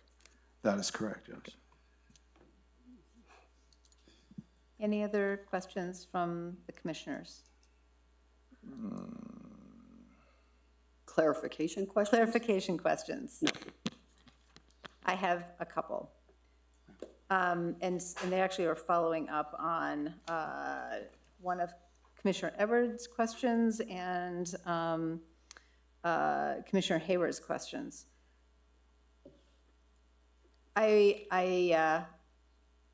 It is my observation, but I want to make sure that I'm following this correctly based on both what Attorney Chappell and what Director Hill have said, that depending on the zone section within the village code, it handles the matrix of uses differently.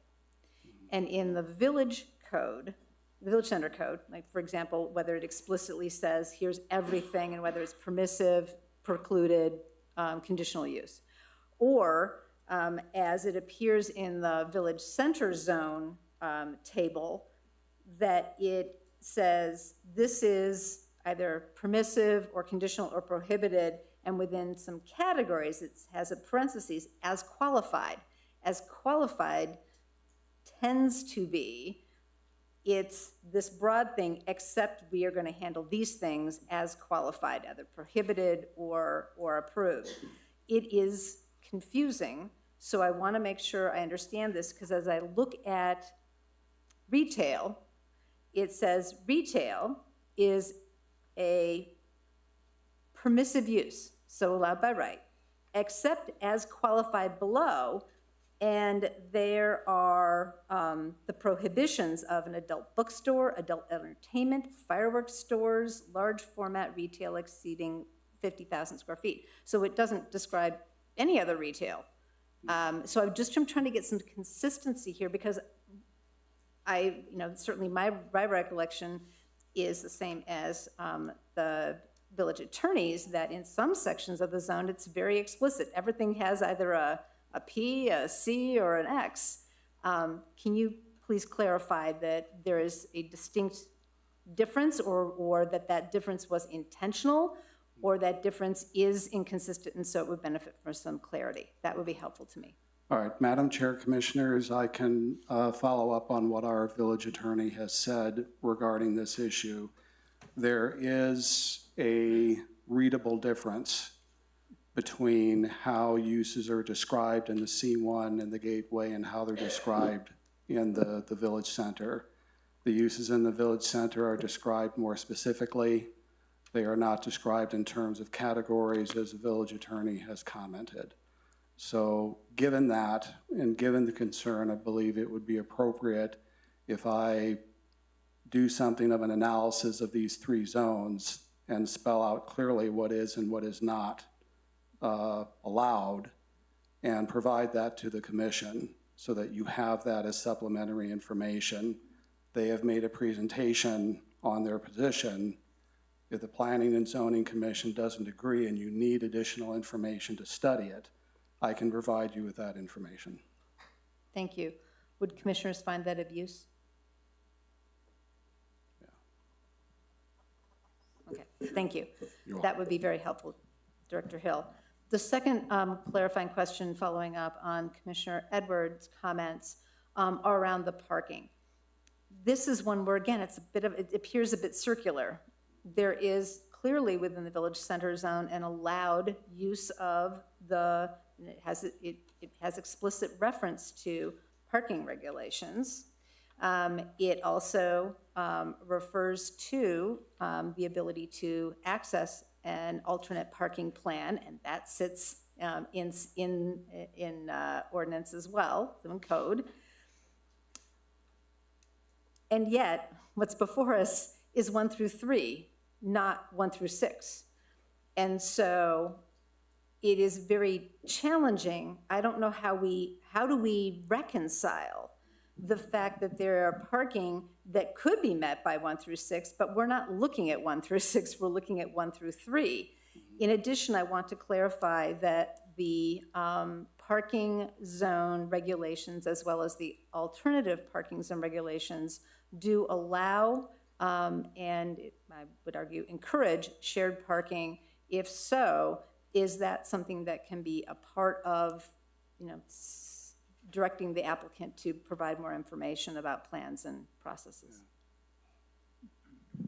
Madam Chair, if I may address a part of that. Please. From a legal perspective, we need to keep in mind also that 4, 5, and 6 at this point are not owned by the developer or the county. They're owned by the village of Los Ranchos.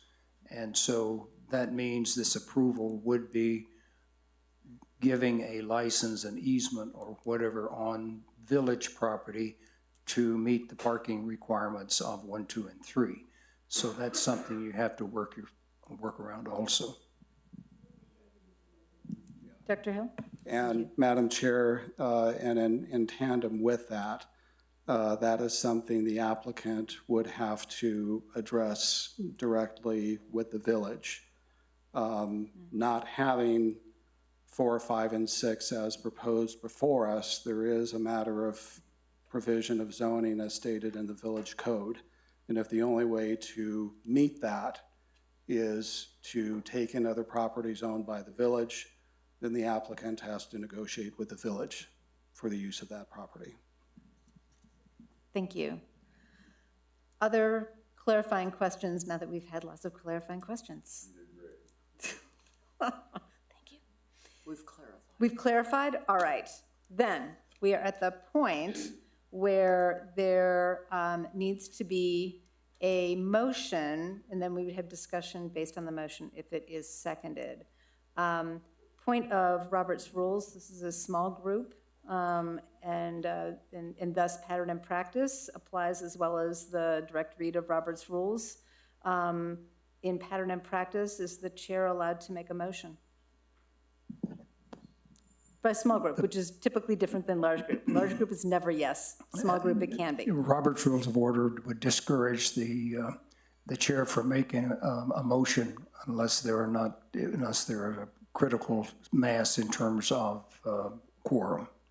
So That's the pattern practice I was checking on. So with that, the report in front of us.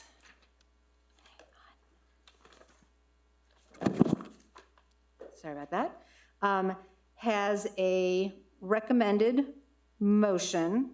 Is there a motion that the Planning and Zoning Commission would like to make for purposes of discussion?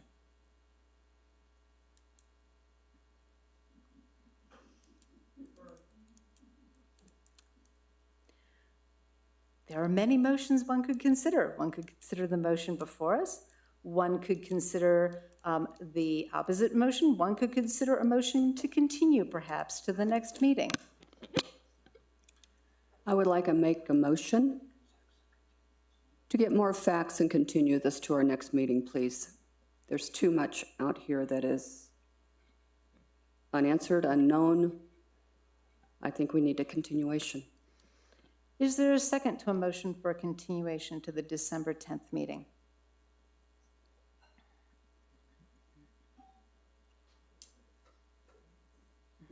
Okay. There is currently no motion. So that makes conversation awkward.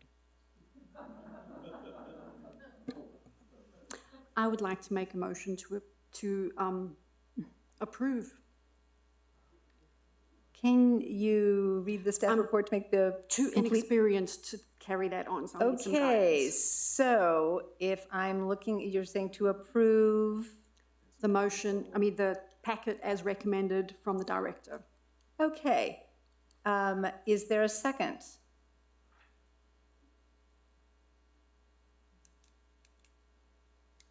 This is for the purposes of discussion. Madam Chair, I think the chair is allowed to second a motion. Okay, I will second it for the purposes of discussion. Thank you. Okay, so that would be that the motion on the table for discussion is the recommendation to approve, is that the Board of Trustees approve the preliminary site development plan for the subject site in the Village Center zone of the 4th Street character area. The preliminary site development plan would convey to the Board of Trustees as a final site development plan with the department's findings and recommended conditions of approval. As follows. The findings: 1, the 2035 Village Master Plan, Section 9.1, Economic Development Goal, Policy C, Village Center, ensure the development of a village center at the southeastern corner of 4th Street and Asuna Road, page 93 reference. 2, the preliminary site development plan reflects the purpose and intent of the Village Code, Section 9.2.14 VC Village Center Zone.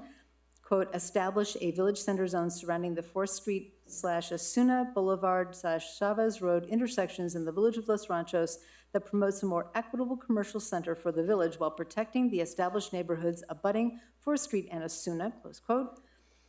With recommended conditions of approval, 1, the applicant is responsible for securing a measure to establish the apartment use on the subject site prior to submittal of the final site development plan for review by the Board of Trustees. 2, the applicant shall provide full illustrations of any proposed signage for the proposed development of the final site development plan. And 3, in the event that occupancy of any buildings reviewed for sites 1, 2, and 3 is approved by the village, the applicant is required to provide an additional 42 parking spaces, including required parking spaces for physically challenged motorists as established in Village Code Section 9.2.14 VC Village Center Zone, F, off-street parking regulations, and Section 9.2.18 off-street parking.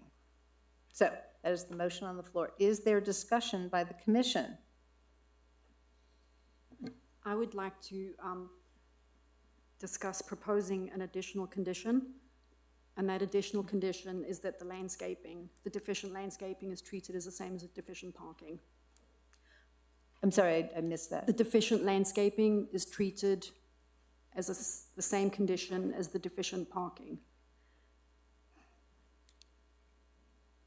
Okay, in the third condition explicitly states how to correct the deficient parking. Is there an explicit recommendation that you're including to correct the deficient landscaping? There's, I'm afraid, the percentages required for each site have not, site 1 and 2 were not met, site 3 was in excess. So I would like site 1 and 2 to meet the required percentage of landscaping per the ordinance. Thank you. Other discussion questions?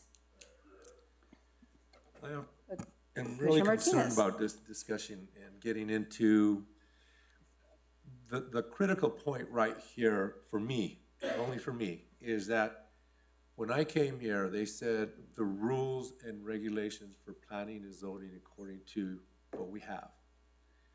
But at the same time, you tell us tonight, interpreting the ordinance, concerns about the ordinance, and does that fit in what we need to have? Which gets us, for me, personally, for me, in parking, okay? I bring reality to parking, and one space is not sufficient. So when I hear you guys defining alternative parking plan, and I know that last meeting, it was defined, and I don't know how we changed it to all of us in this meeting is, the city still owns it. They have to agree with whatever we want to. It was defined last time is that they're gonna go ahead and define to everybody that is parking and building the hotel and et cetera, that there is not gonna be designated parking, which concerns me that there is gonna be some serious parking issues for the neighborhood, which I'm very concerned about. Off-street parking, which I'm very, very concerned about.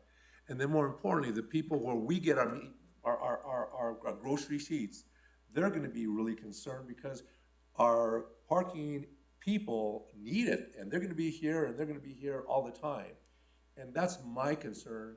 The negative is I'm gonna put my hat on for what the ordinance says. That's where it bothers me. And we've had discussions. It's time to change the ordinance. But at this point, it isn't. So the ordinance defined 1 parking per space. So what I did is in this discussion, what I wanted to do is bring out the concerns and the reality of what it is. For me, the zoning defines 1 parking per unit, and that's what they fulfilled. Is that right? Well, that's another hat, another place, another time. And so my main concern is that when the other complexes start coming up for, I heard that there was already a contract in place that everybody was going to be abiding by with the alternative parking plan. And am I wrong in that with the last discussion that we had last time?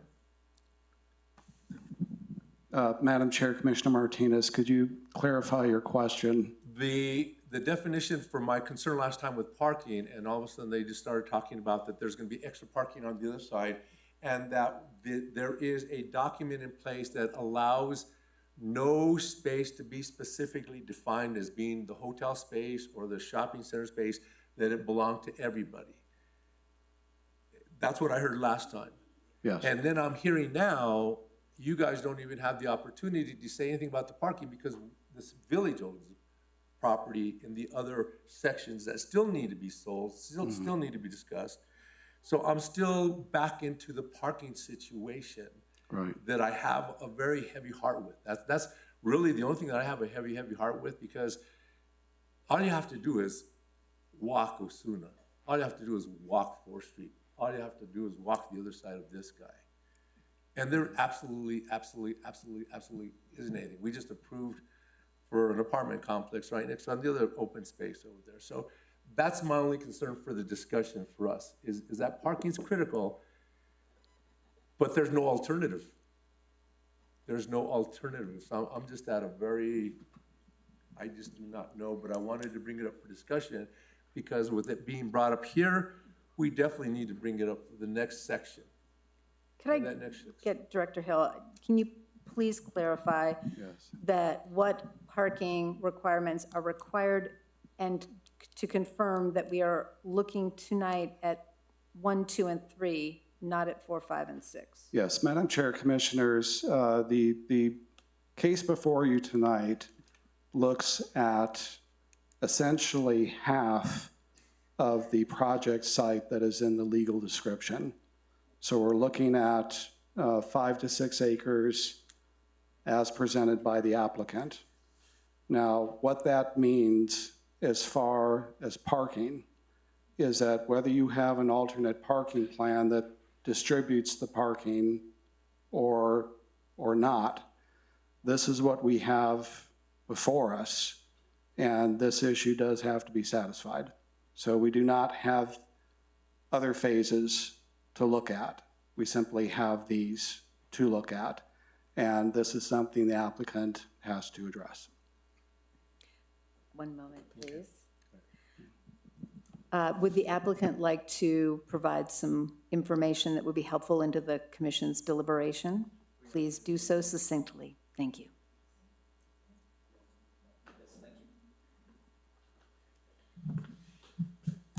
I hear your concerns, Commissioner Martinez.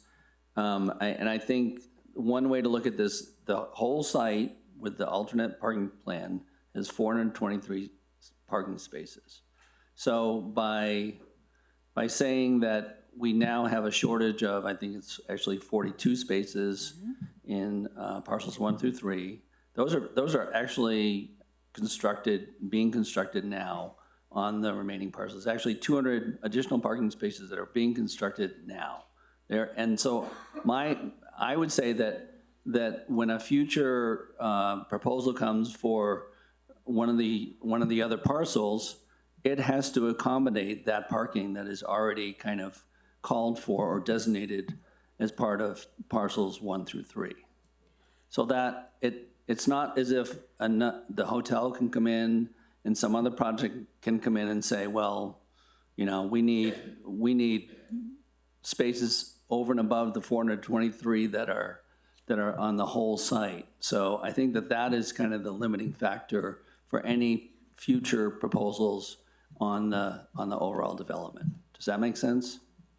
Do you agree that we're only reviewing sites 1 through 3 this evening, and that is what is before us to evaluate against the zoning code? Madam Chair, I believe that the master plan for the project master plan is part of your consideration. That is what the site development plan was based on, the decisions made within the overall site development, within the overall project master plan that had the alternate parking and the alternate landscape. It's one development, and I think you need to look at it as one development, even though those parcels 4 through 7 have not yet been proposed on. There's no credible projects that are being brought forth at this time. Does that make sense? Maybe not the right word to use, but I understand your point of view. Yes. Thank you. Questions based on the applicant's response? Any So commissioner? do you have an agreement? Edwards? Do you have an agreement with Comments? the other property owner where you're building these 200 spaces?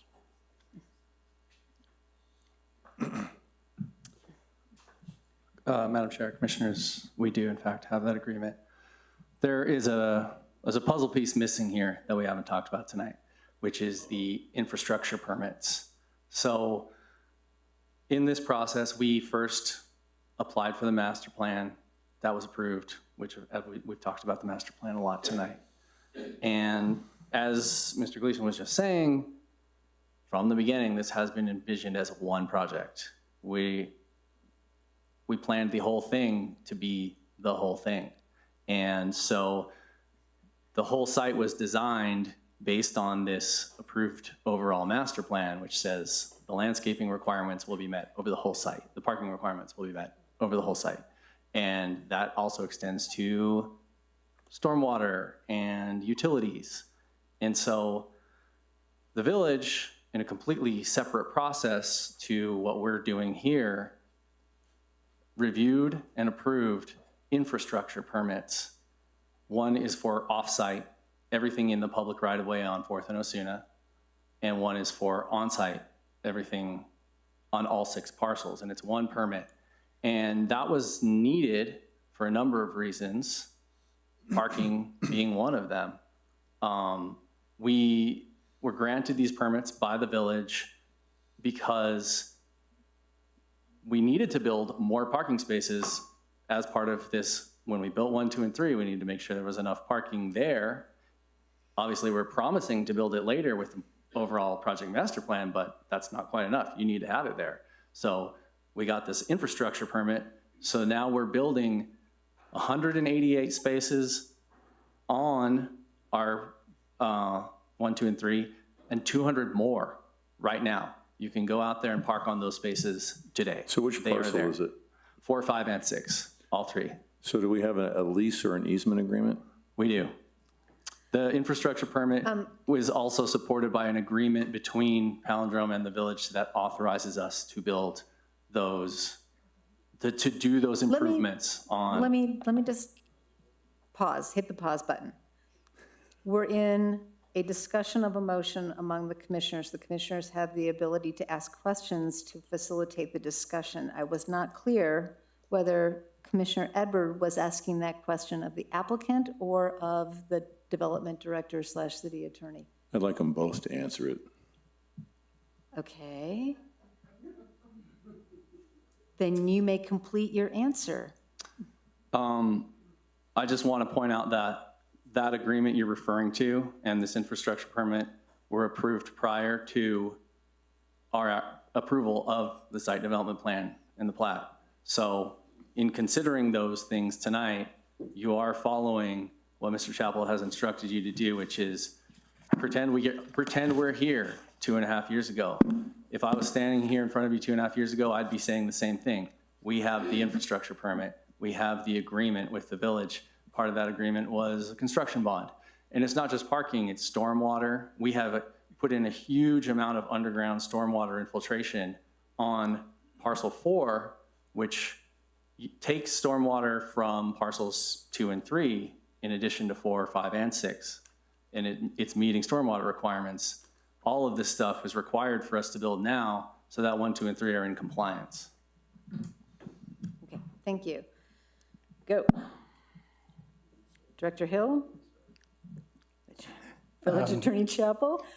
Who wants it? Madam Chair, I believe that Mr. Glass is going back and giving a retread of what he said the last time, which is contrary to the settlement agreement that was signed in the interim.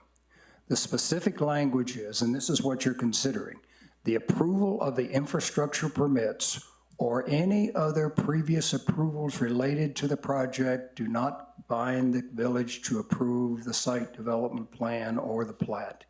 You are dealing with 1, 2, and 3. If you cannot do that based on what is presented tonight, then you need to perhaps say, no, we need to see the whole process. But let me fill out that, and Mr. Glass has already raised it, so I will discuss it. The surface drainage for tracks 2 and 3 drains all the way across and comes down and is ponded in track number 4. So they cannot handle the drainage on 2 and 3 without 4. There are some additional agreements, which I don't think bind you here for your discussions. For instance, there are some covenants that were signed by the mayor, I don't think ever became before the board, which created some easements on 4, 5, and 6 related to access to 1, 2, and 3. There are some agreements that say you can start construction of infrastructure on 4, 5, and 6, again, all signed in this administrative process. So I think where you are today is that you have to look at it and say, if you don't have those agreements in place, which is not the controlling factor, can you approve this site development plan? If you can't, I think you can say, no, we need to see the site development plan for the whole thing because you are counting on use of village property to satisfy your requirements for 1, 2, and 3. And I think that's what the director was saying, that you have to resolve those parking spaces as a part of this approval. So, that was one of the conditions. You have to resolve that as a part, if you approve it in this case. Thank you. And Madam Chair, Commissioners, to chime in, what that translates into as far as this application, regardless of what the subject is that if there is insufficient information and the questions cannot be answered, then the information has to be provided and it has to be reviewed at another hearing. Okay, Commissioner Haywood, I see you moving in for a follow-up to But that. it just goes round and round in circles. I mean, if we're only doing 1 through 3, but we need the rest of the development until they come in with the site plan for 4, 5, and 6, we cannot move on 1, 2, and 3. I mean, this is just ridiculous. All right. I do have one quick question, going back to my question with the easement. So if these parking spaces Commissioner are, Edward, can I just, the applicant wants to follow up on this question, so I want to make sure we conclude that, and then I'm pleased to have at it after that. I have 2 responses. So I just wanted to say, as Mr. Chappell said, those other approvals and agreements don't bind you to approve anything tonight. That's absolutely true. But I do think that they are important for you to consider when you're looking at this, and that is why we included the overall master plan as an exhibit, as a reference. And if you look at what we've submitted in the site development plan submittal, the sheet L100, which is the official site plan that we are submitting, we went ahead and showed that all 6 parcels there on that sheet, because it is important to show all the infrastructure that is required as a part of that. Sir, have you been sworn in? Madam Chair, my name is Marcus Rail. I'm an attorney, so I'm an officer Sir. of the court. I don't Okay, Excuse thank me, you. point of order. Madam Chair has a question. I was answering her question, sir, if I may. I was just I was just hoping I answering her could. question. Madam Chair, as I was saying, my name is Marcus Rail. I'm an attorney. I'm an officer of the court, and therefore I don't, as Mr. Chappell stated at the beginning, before I was interrupted by Mr. Hill, as Mr. Chappell stated, officers of the court, attorneys representing parties aren't required to be sworn in. Thank you. Go on.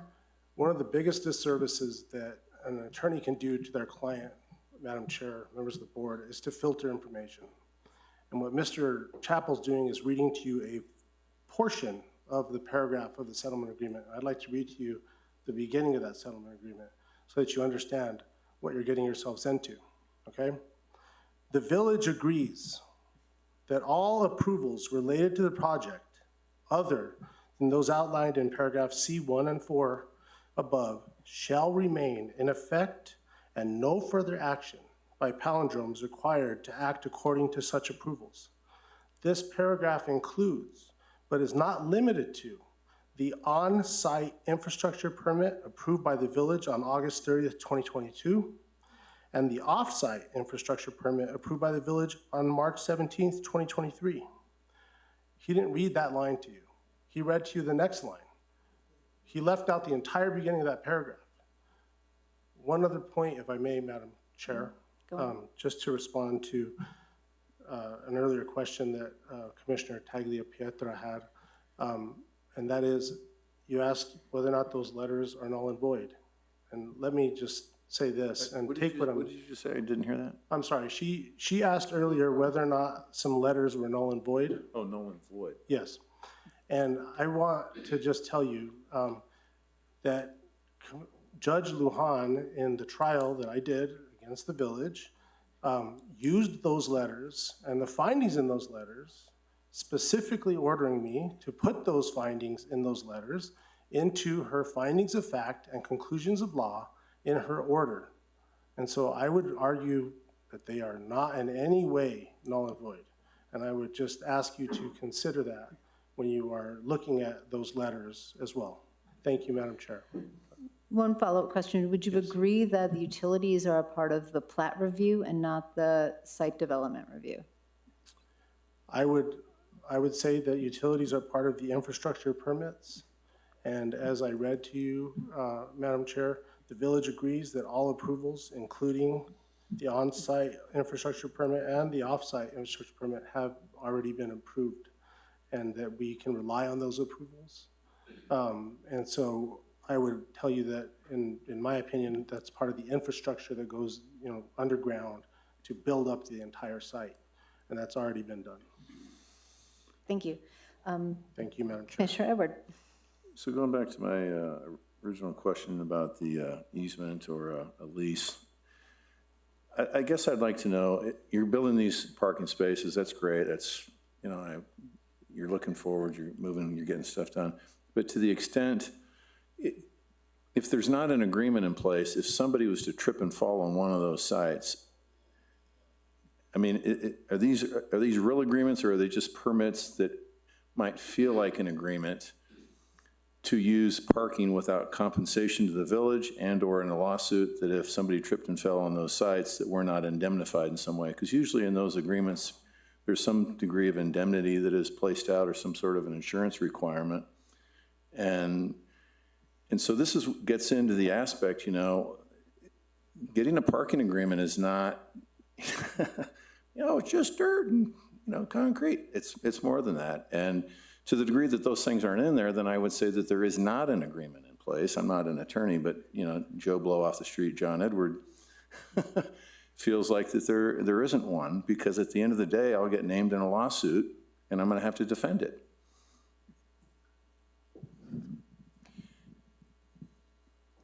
I was going to say, that's a discussion, that's not a question. Are you looking for additional? I'd like a response to that. I mean, am I misinterpreting that? Yeah. Madam Chair, Commissioner Edward, in my review of the documents, and of course those were all in place before I assumed this role, I don't find those kinds of provisions that are there. There is another agreement, of course, and what I was doing was not giving you the entire picture that Marcus brought up. I was simply saying that none of that makes any difference, does not require you to approve this because of those agreements, because once we get to the plat phase, there may be something else in those. But there's another agreement that requires the village to reimburse Palindrome for all of the money they spend on 4, 5, and 6 if Palindrome is not the ultimate developer. So there are a lot of agreements out there which are difficult to navigate around. And that's the reason if you should not feel compelled to approve this based on those agreements if you don't have what you think you need to approve 1, 2, and 3. That's all I'm saying. You're not required to approve it if you don't have what you need on 1, 2, and 3, simply because there are other agreements, and they are now, I think I've gone through most of them that I know about. So if there are not additional comments, I have a few pieces of discussion I would like to share with the group. Yes, this is circular in many ways. I have something. Okay, then I will let you carry on, Commissioner Tagliapietra. I too have so much difficulty with the parking. I don't know where these additional spaces are supposed to be. I mean, we actually need to see this before we can make any judgment on this. And I truly don't believe that the VC allows multi-family dwellings.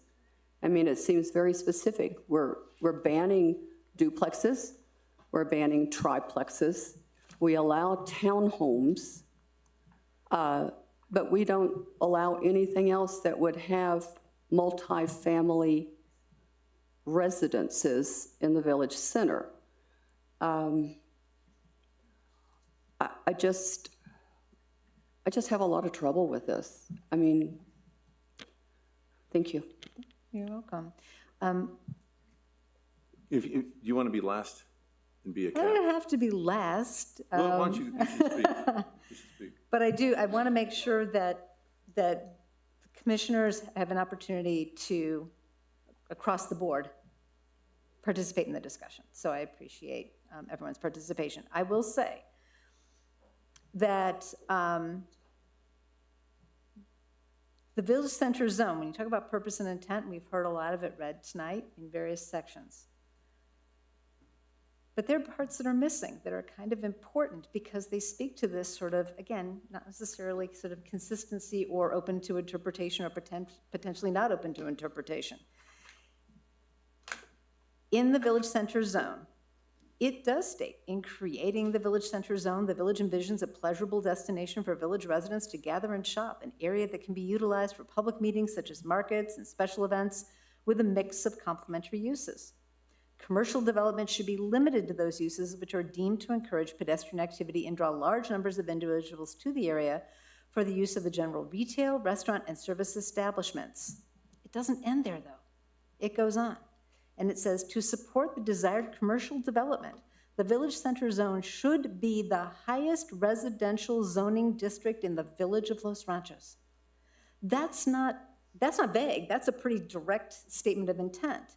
And so it is a little puzzling why that wasn't reflected in the matrix in the table, except that it does that several places. It's institution, except as qualified below,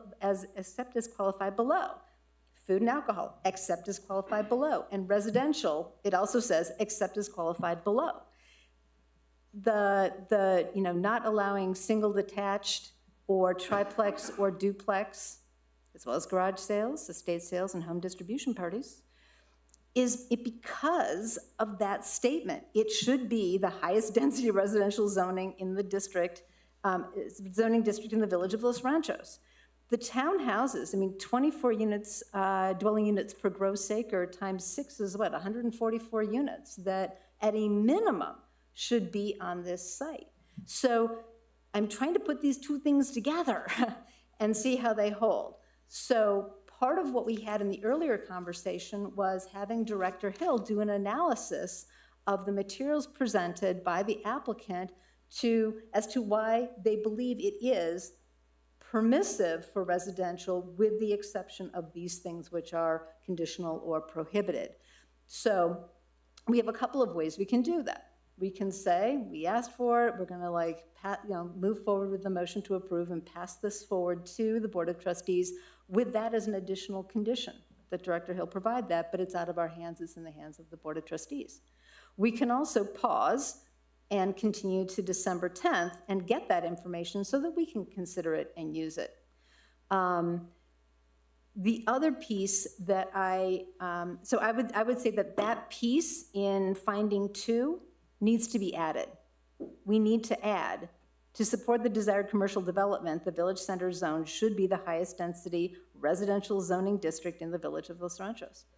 Otherwise, it's an incomplete intent if we are quoting the village center zone. I do agree that we have, and it is messy. Let's just call it what it is. It's messy. We're looking at a development, an overall master plan for 1 through 6. We have before us 1 through 3. We're supposed to make sense of 1 through 3 against the zoning of this village. But there are asterisks all over the place that say, oh, but this looks forward to the plat review. Oh, this is about the master plan and the whole Megillah.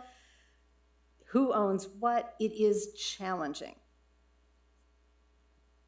And so, if I have to, and we asked this 6 ways to 7, apply the zone that exists, not the zone we want it to be, the zone that exists against sites 1 through 3, I do believe that with the addition of the deficits, that the deficit landscape percentages must be met for each site, and the addition of that intent in finding 2, that we're really at 2 choices: approving with those modifications, in which case Commissioner Haywood will need to modify your motion, or continuing to December 10th. I suppose we could, again, just say, Director Hill, add this to the packet for the Board of Trustees, but I think, that's really skirting our responsibility. We either take more time with it and go to December 10th, or we approve as proposed by the Planning and Zoning Department with those modifications. Commissioner Talley-Pietra, I would like to see more in my packet. I would like to see more detail. Thank you. Madam Chair, So Commissioners, that is may one moment, please. So is that, what are you suggesting? Are you suggesting a continuance, or you? Madam Chair, Commissioners, point of order. Please. Commissioner Haywood did make a motion. I would recommend that you ask Commissioner Haywood if she would like to continue with the motion or withdraw it. Agreed. I was just trying to get a sense of, what was Commissioner Talia-Patra's intent in making that comment? So that's all I was asking. So the motion on the floor is one from Commissioner Haywood to approve as proposed by the Planning and Zoning, a recommendation to the Board of Trustees to approve the preliminary site development plan with the staff findings and conditions of approval, with hopefully 2 revisions to what is stated there. 1, that the deficient landscaping percentages must be met for each site, and 2, that the additional portion of the Village Center Zone intent, paragraph 2, that complete paragraph be included in the findings. What do you think, Commissioner Haywood? It's your motion. I stand on my motion with the stated revisions. Okay, and I will second that revised motion. Is that acceptable, or do I have to, we don't have to vote, it's a motion, so I don't have to vote on the amendment to the, okay. Commissioner Edward. I just want to just bring up this one element that I have a concern, and to piggyback on Mr. Commissioner Martinez. You know, this project is designed to be for low-income people of marginal means.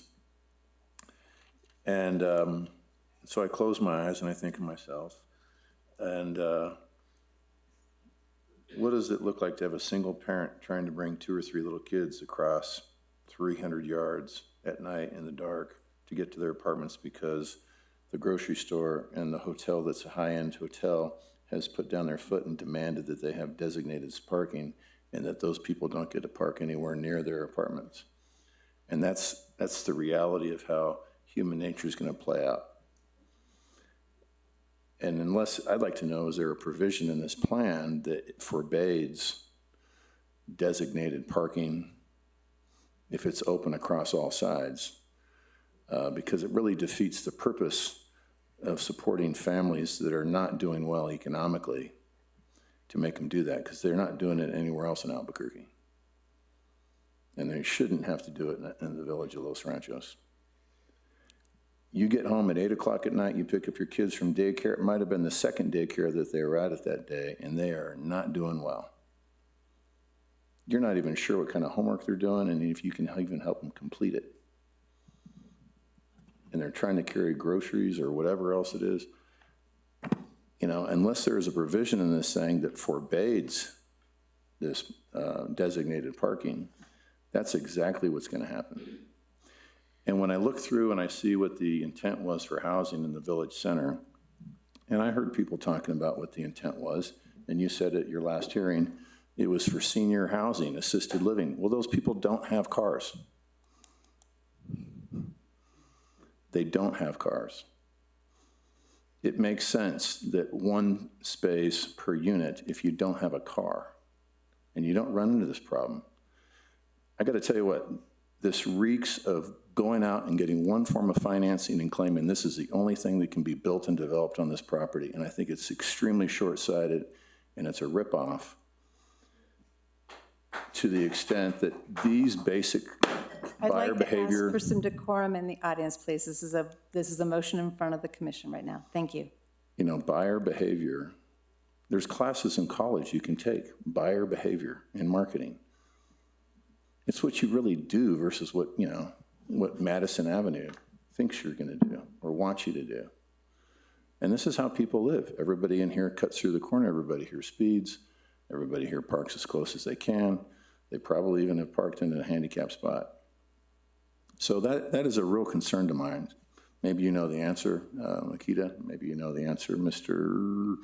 Can't think of your name right now, sorry. Glass. And Glass. So that is a significant concern, and it comes up that this project actually works when it's underdeveloped versus when it's fully developed, because you have this land to build the 200 spaces to kind of make it work and limp it along. But when it's at its end, when we have no ability to change it or modify it without great expense is when it's going to be failing the most. And I don't want that attached to my neighborhood. I don't want that attached to my community. And I think we need to be in touch with what's going on. I found out today that my child's school in the village of Los Ranchos is closing, and I have 23 days to pick a subsequent school to send my kid to. Taft is closing. They're going to shut down as a middle school, and I have 23 days to pick a new middle school. And it's these decisions that come down to the real world of how people live that matters. You can have all the platitudes you want. This is not, if the buses stop running on 4th Street, there's no way this development works. And the city doesn't support buses that don't go down Central. If they don't go down Central, they don't support mass transit. A guy works for me. I drive him all the way to the corner of Montano and 4th Street to adequately get a bus so that he can go all the way to the Southeast Heights. And oftentimes I drive him across the city. This is a development that while people love to visit Manhattan, they ultimately don't want to live there. And if they live there, they've got a lot more going on and they really can walk somewhere. These people aren't walking anywhere. There's not a job, a meaningful job within 5 miles of this place that they're going to walk to. And there's no sidewalks to take them there. This parking thing cannot get swept under the rug. I said it in the last meeting. It's a significant problem. And to that extent, I look at this thing and I think of the first reiteration I saw of this community, all of Lot 4, or the equivalent of it, was giant all open space. And you guys nibble at the edges, and we haven't helped because the longer we drag you out, the less profitable you are and the less you want to do. But that's what you get when you do this. And so if there's more information out there that we need to look at to do a thoughtful consideration of this, then we need to look at that before we vote on anything, for crying out loud. Too much has been done with not enough information and too few people involved. And I'm sorry about that, but that's what it's going to take.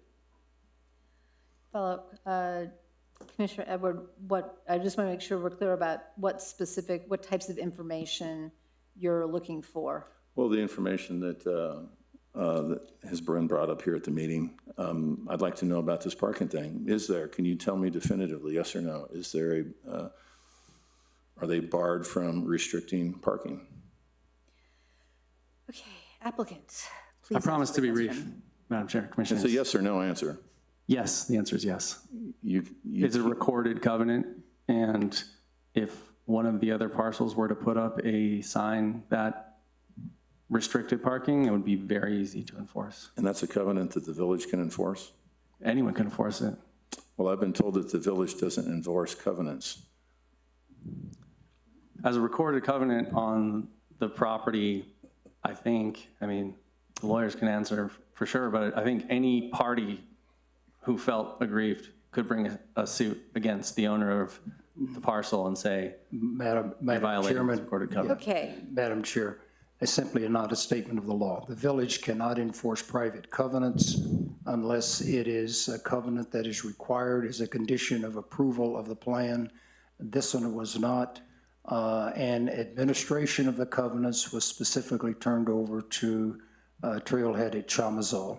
The village is not even in an administration position for 4, 5, and 6 on the covenants. I thought so.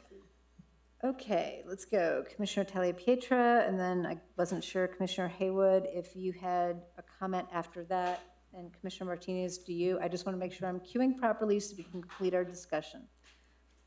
Commissioner Tagliapietra. Mr. Chappell, Mr. Hill, I would like to see the covenants. I would like to see the site plan. I would like to see whatever plan has the parking on it. What else would I like to see? I would also like to have the wall built that would protect Willow prior to any further to protect the residents that live on Willow from the lights, from the traffic, from anything else. I'd like to see that built before anything else continues also. But I would like to see all of those documents. I need a point of clarification, Director Hill. My understanding is that what is before us tonight is a site development plan where we must apply what has been proposed on 1 through 3 against the zoning code of the village. And that other things such as utility agreements would be attached to this, to the plat. Covenants are not necessarily a part of the zoning. Maybe they are. I want to make sure we're clear about what's before us tonight and what we have, what we can reasonably ask of you and the applicant related to what's in front of us. Can you respond, please? Madam Chair, Commissioners, first of all, it is, as the attorney mentioned, with regard to the relationship between infrastructure permits and where that places us in general review. We're not locked into deciding one way or another. We're simply looking at a set of plans in relation to our current regulations. And it is incumbent on the applicant to fulfill those requirements, simply put. So while there is an identified deficiency in parking, it needs to be addressed. If there is a concern about landscaping, it needs to be addressed. If the applicant does not have the information to provide in document form, then that is a call for further review and discussion. Okay, thank you. I appreciate that. So I come back to, is there something specific to the question that you would like to add? Madam Chair, yes, there is. Specifically with regard to the parking, this diagram, it's on page 12 of this package, does show exactly where those parking spaces are. Everything you see in blue is what we're building on parcels 1, 2, and 3. Everything seen in green are all the other spaces that are currently under construction. The spaces in orange are the ones that will be constructed in the future. Thank you. I appreciate that. So, as I see it, we have 2 avenues ahead of us and we have a motion on the floor. So, the motion on the floor is to approve with specific findings and conditions of approval with an addition to finding number 2 and a 4th condition which relates to curing the deficit landscaping percentages for each site. Our choices are, well, 1, we have to vote on the motion on the table, on the floor right now, first. But I think realistically what's before us tonight is either to move forward and let the Board of Trustees resolve the things that are unclear based on open vagueness or whatever, having approved this. Or we say we want to have more information that is germane to what is before us before we make a recommendation. So, are there thoughts about that? And then we can move the motion. I just want to understand where people's heads are because it is 20 till 9 right now. And we've already had a lot of discussion, and I want to make sure that we are being thoughtful and making sound decisions going forward. So I would like to just sort of go down the conga line and get people's thoughts, and then we have a vote to take on Commissioner Haywood's motion. I would like to respect my fellow commissioners' request for further information because I feel like if they don't feel like they have sufficient information, they cannot make a valid decision. So based on that, I will rescind my motion, if that's possible. So just making sure, I believe that is allowed. We don't have to vote on it. It can be rescinded by the motion maker. With the consent of the motion who seconded it, it may be withdrawn. I will agree with that. So that means that we have fresh new opportunity for a motion. So is there a new motion to be made? With help? Okay, for example, one could make a motion to continue this discussion with additional materials as requested specifically from Director Hill to a time certain December 10th Planning and Zoning Commission meeting. Ditto. Okay, I did hear Commissioner Martinez say he would make that motion, so are you saying you're I will seconding that second it. motion? Okay, And I think what we need to get clarified, because I don't think that we're here to be good or bad. I think what you're hearing us is concern. And so I think that in the package that we're asking for, I think that we need to get to you guys what we're hoping to get. And it's this parking spaces that are not already dedicated to commercialism that are gonna go down the road. As we've defined earlier, as you defined, it's all good until the shopping centers and the hotels and all of a sudden, but all of a sudden those green spaces, oh, but they were meant for them and it was okay for now. So we really want to really get specific spaces that are going to attribute to, as you're defining, to the single parents, to the people that are needing parking for their apartment complex on this side. That's would be one of the things that I would need as part of the motion. thank you, Commissioner Martinez. I would urge both Director Hill and the applicant to look at the findings and conditions as were discussed tonight, the questions that came from the commission, and to make sure that that information is responded to in writing before the December 10th meeting so we have adequate time to be able to take action on this. The desire is to do so. And getting information in chunks and pieces is not making this easy. So please help us help you help the village. So with that, there is a motion. I would like to call the question. And it will be a roll call vote. Here we go. Yeah, Yes, you second it. Tally Pietro seconded. Okay, so let's start. Commissioner Edward. This is a You're roll call first. vote? Yeah, Yes, I will like to have it, Yes. yes, Yes. affirmative. thank you. Commissioner Talia Pietra. Yes. Commissioner Martinez. Sorry, Yes. I blew it. I should have asked you first. No worries. And Commissioner Haywood? Yes. Commissioner Baldwin, yes. All right. This concludes item, only I had a script. This concludes item SP 2401, a request by Hannah Greenwood Decker, agent for Palindrome Communities LLC, for a preliminary review of a site development plan. Now, is there a motion? Madam Chair, Yes. according to the agenda, there are items of old business, new business, and report. We don't get to go yet. We don't get to go yet. I was going to ask if there was a motion to adjourn, but anyway, yes, let's go on with the agenda. Thank you, Director Hill. We'll just cut this meeting real short. Go. Five. Welcome back, Madam Chair. Would you like a gavel? Take you out of your misery. Thank you. Okay, we'll continue. Yeah, Madam Chair, Commissioners, for the record, item 5, old business, there is no old business. And at, the next item was new business, which there was none. And Yeah. then we need a report Yeah. from the planning and zoning. And the only report, Madam Chair and Commissioners, is simply reflecting on the proceedings of the evening. I'm sorry, can the audience please quiet so we can continue? Hear. Yeah.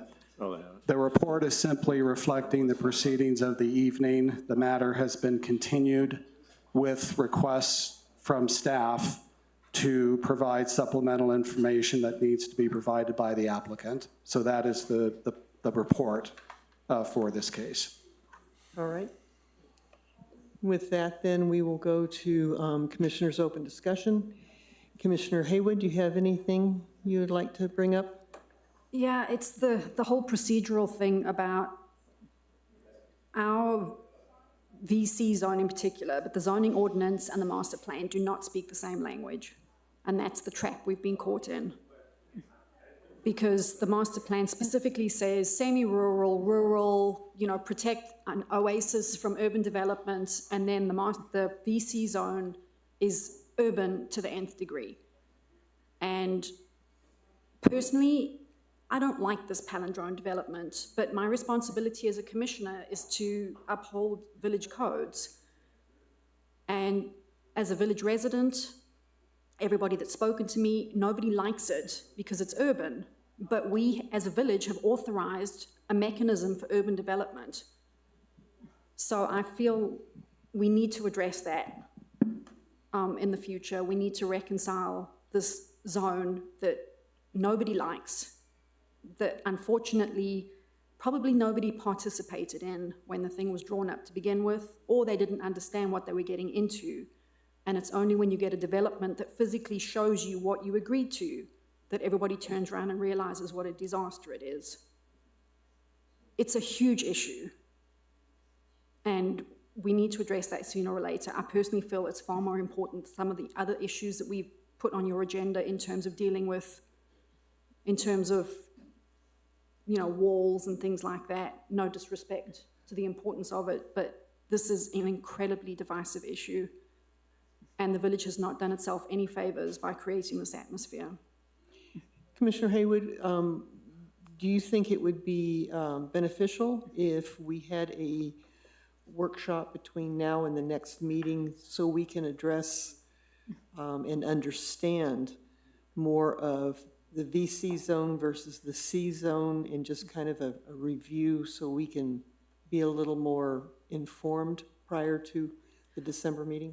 It's not pertinent to the palindrome development because their development application is within an existing zone, and we can't change that. No, what I'm saying is so that we can have further explanation on an 7-on-1 discussion on exactly what the VC zone is, as it pertains currently on the books, which would apply to palindrome or any other party.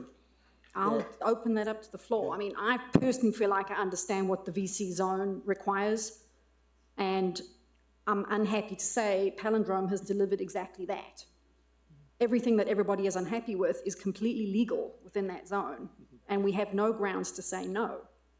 I agree with you, and it's a point I'd made quite some time ago, that although we envisioned it in the master plan and then discussed it in VC, I know myself at the time did not envision the extremes of every component coming together in one application. And so, as you said, it's easy to discuss it on paper, but until it really comes to you, you don't see that. And I mean, unfortunately, like the setback issue, it's, there's a range, right? 5 to 12 feet. Well, they went for 5, but that's a permissible setback. They could have gone for 12, but they didn't. They went for 36 feet. They could have gone for 48. They didn't go for 20. They've just presented us with almost the extreme of what that zone allows. And I don't think people that either went to the public meetings or approved it really understood what they were approving. Okay, thank you. Commissioner Edward, do you have any comments? The reason they didn't go to 48 is they probably need an elevator. But a couple things on projects that we've approved. I don't think that they're following through on what they said they were going to do. The 411 you weren't here during 411. They haven't done any of their landscaping.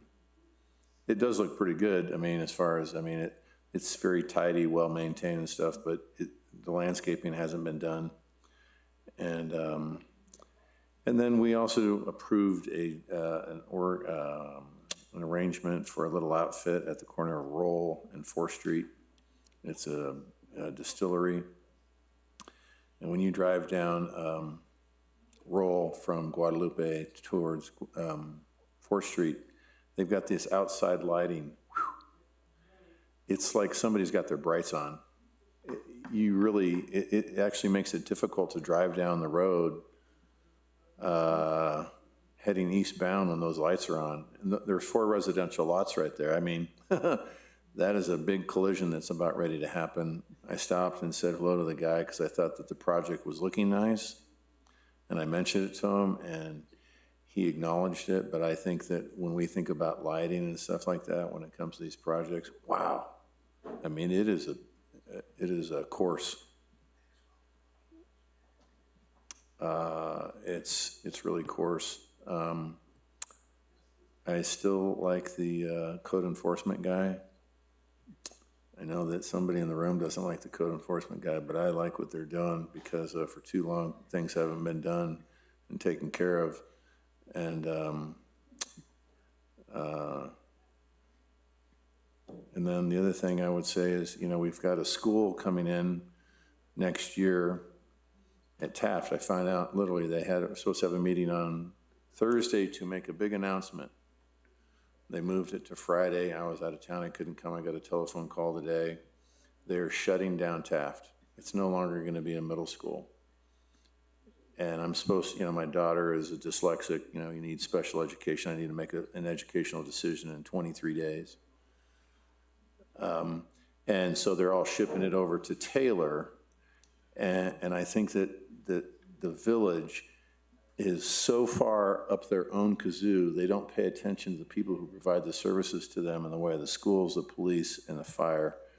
And we outsource everything and hold nobody accountable for our relationship.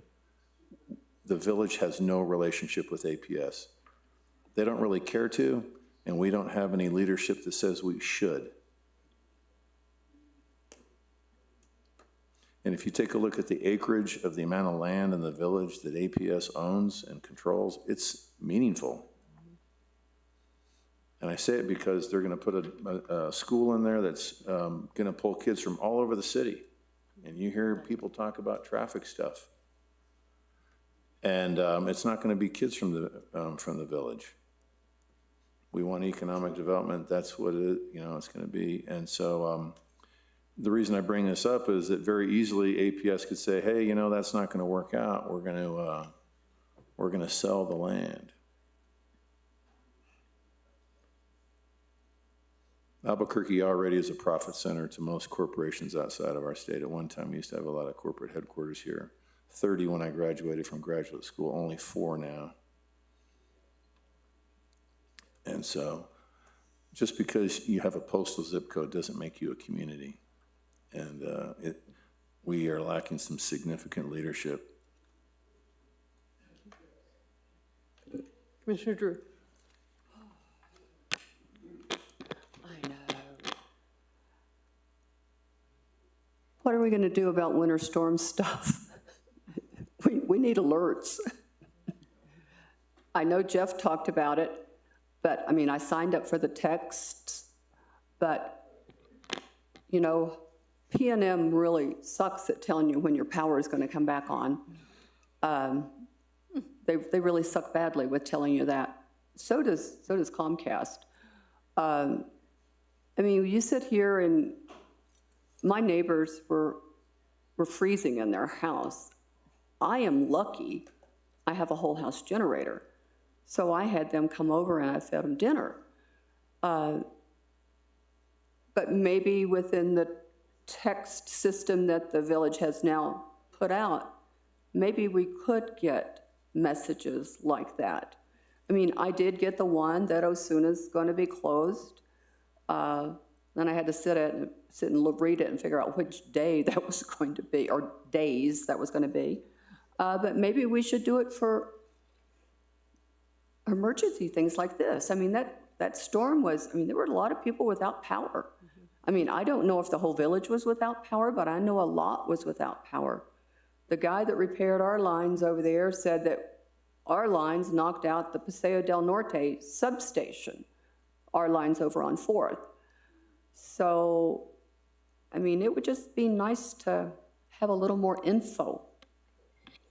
Thank you. Can I piggyback on her real quick?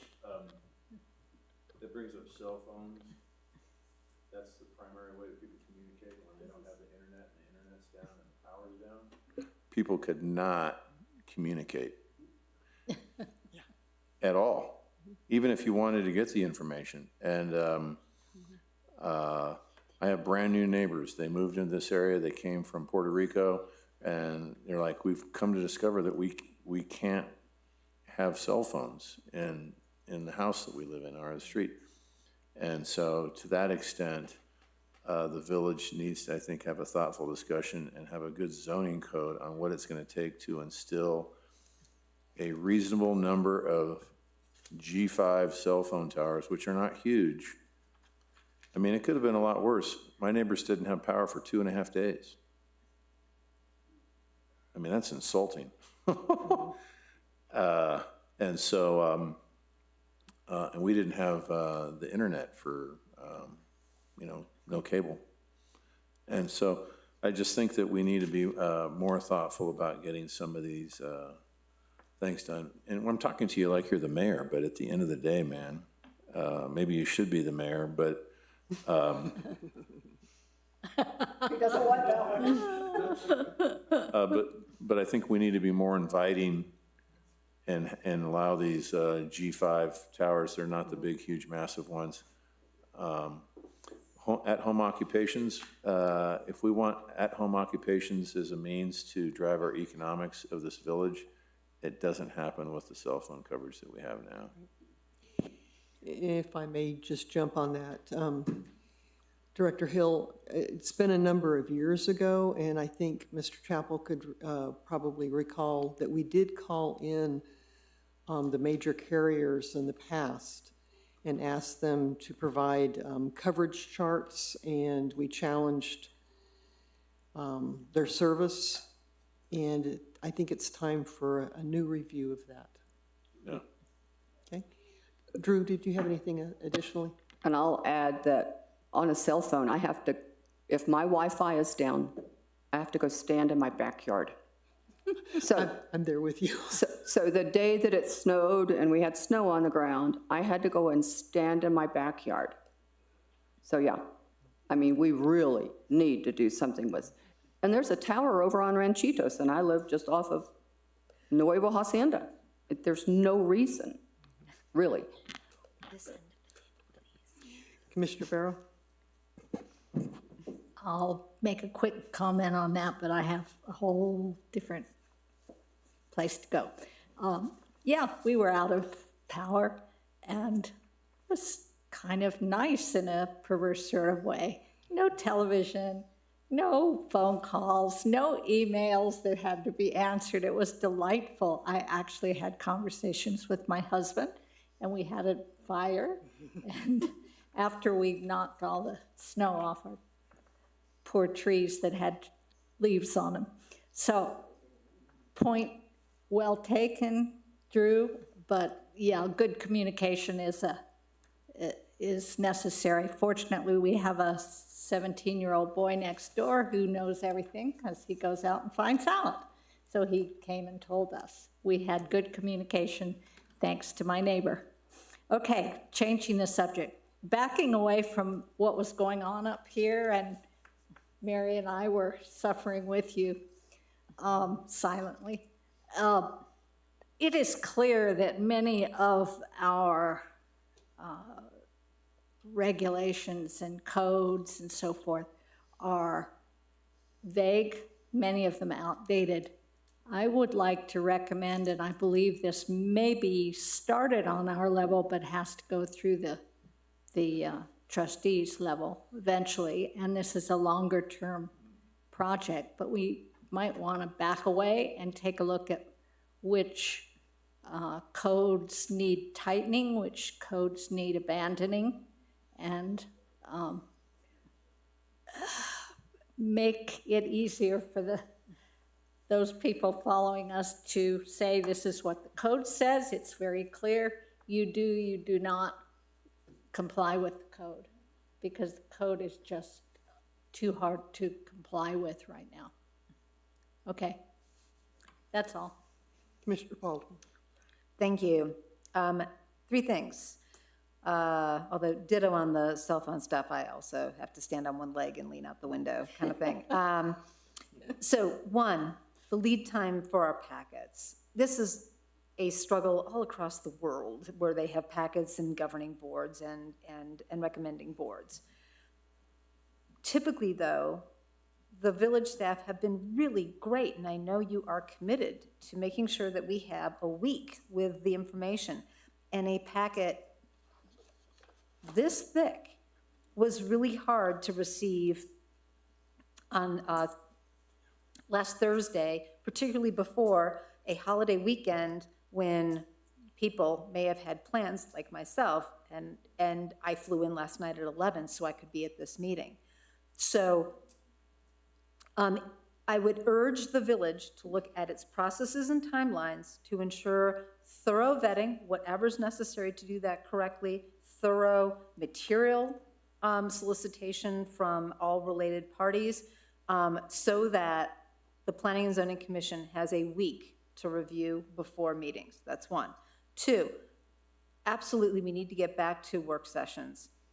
We started with a couple of different things, setbacks. I'm interested in signs, because that's one that's really out of whack. I mean, there are other things that we may very well want and need to review, not from the point of a case or an applicant or a variance, but because of the underlying code. Is it the right code for this village? Looking forward. And so please, whatever we can do to get back to them or incorporate them, I really urge that. And last, folks may not know this, but Mr. Montoya is no longer with the village. So he's the code officer, half code, half planning. He's not. And so I would urge, that is a fairly short tenure. And I would really urge that if there are issues that were made more challenging by the Planning and Zoning Commission, by the Board of Trustees, by the public process, that there be some self-reflection so that we aren't a revolving door of talented staff. That is just not a healthy way for a village to operate. And so if there's stuff that we need to adjust in how we work, I really urge that there be some self-reflection and some information feedback. That's it. Do we know why he left? Might be a personnel matter. Madam Chair, Commissioner Edward, it's the decision to resign and leave is basically that. I came from somewhere else here. I'm still happy to be here, but things change. Yeah. Commissioner Martinez. I am excited. Me and Mr. Hill, way when he first came in here, and you guys, I gave you guys a lot of credit because before you guys, we had a group that had a desire, but the inability to balance and be able to really get to a place. So I'm really excited to hear what I'm hearing, and I'm really excited to really understand that this village is a village, and it takes a village to raise a village. And I think that that's what I can say about this planning and zoning, is that you have a group here that cares so deeply that their ability to go to whatever level, high or low, they don't have a problem with it. But more important is that we've already opened up the door, and I think that whether it's the setbacks, whatever it is, I think that we need to continue on that journey, because it is us that has the ability to make the changes. It's not going to come from others. And the reason it's coming from us is because we're getting it straight to us. We're hearing it, we've heard it. We're very blessed that some of you guys have been here for a while. I haven't. This is going to be, I'm one of the newbies also. But it's amazing how much this village loves itself. I mean, we don't want anything except for goodness to come out of everything, but we have to go through this, what we have to do here. So if we can jump on you and you jump on us and we can try to figure it out, then it happens here before it happens here. But I want to give you guys great applause, man. You guys are really looking and doing a great job. Speaking of great job, Baldwin, man, coming in off the bench. That was pretty Good good. job. Drew? Thank you. And I have one final comment, and I was really pushing for the continuation instead of stopping what I truly believe is the planning and zonings. It's our job. It's not our job to pass it on to the Board of Trustees. It's our job to figure this stuff out. And I really want us to do that and not pass it off to the Board of Trustees. So with that, that comment, it just shows that this group has such passion to do a good job, that we care about the village. Springboarding still on Commissioner Martinez, and that's why I think that we're a strong board, because we do have that passion. We may not all agree with each other, and we bring different. No, and we shouldn't necessarily. That's okay. Yeah, I mean. And we can have our discussions here, and we can figure it out before it goes out to the village. And then it's wrong, I mean, we need to make the right choice here. Yes, I agree. We just need to do it. My comment for the evening, and it has questions too for Director Hill.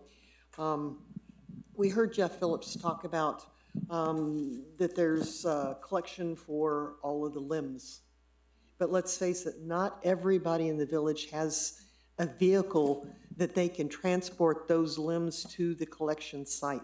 And we don't know where the collection site is either. Yeah, that was kind of vague. I don't know where that was. Yeah, it was, yeah. Jeff's gone now. So Yeah. where is it? Rio Grande. Yeah. So- It was pretty vague on where it was, but my point is that we will see a number of people that have the ability to take them to that site wherever it's identified, and people that have the ability to take them to the dump themselves or hire somebody to do it.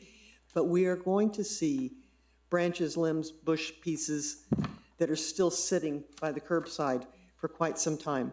What are we prepared to do to mitigate that issue? And Madam Chair, Commissioners, point very well taken. The only thing I can let you know is that the website is going to continue to be the hub of information for what we are doing and when it's going to get done and how it's going to get done. So this is something I will ask about, is what new information is coming, what is going on the web, but particularly where these branches are going to go. I'm aware that our green site and our chipping site is limited as far as how big a branch can be fed into these machines. And so what happens if something is bigger than that? And that is a small piece of, what are we going to do with all this? Right. So I'll ask some questions about what is going to be posted as far as information about that. My other suggestion on that would be is to contact Waste Management to find out if they are willing to do a special pickup in the village, with bundled, and it would have to be limbs of a certain size. I know they've done that in the city of Albuquerque, not Waste Management, but the city of Albuquerque's waste disposal has. And hopefully we can make some kind of an arrangement over there. I'll see what I can find out. Okay, Commissioner Bauer, you had something additional? Very short suggestion for all these things. How about a great bonfire with marshmallows? I'll let Greenwood smoke. Yes. Okay, with that, is I move there, we adjourn. great. All in Second. favor? Aye. Aye. And we close down at 9:10. Good job, everybody.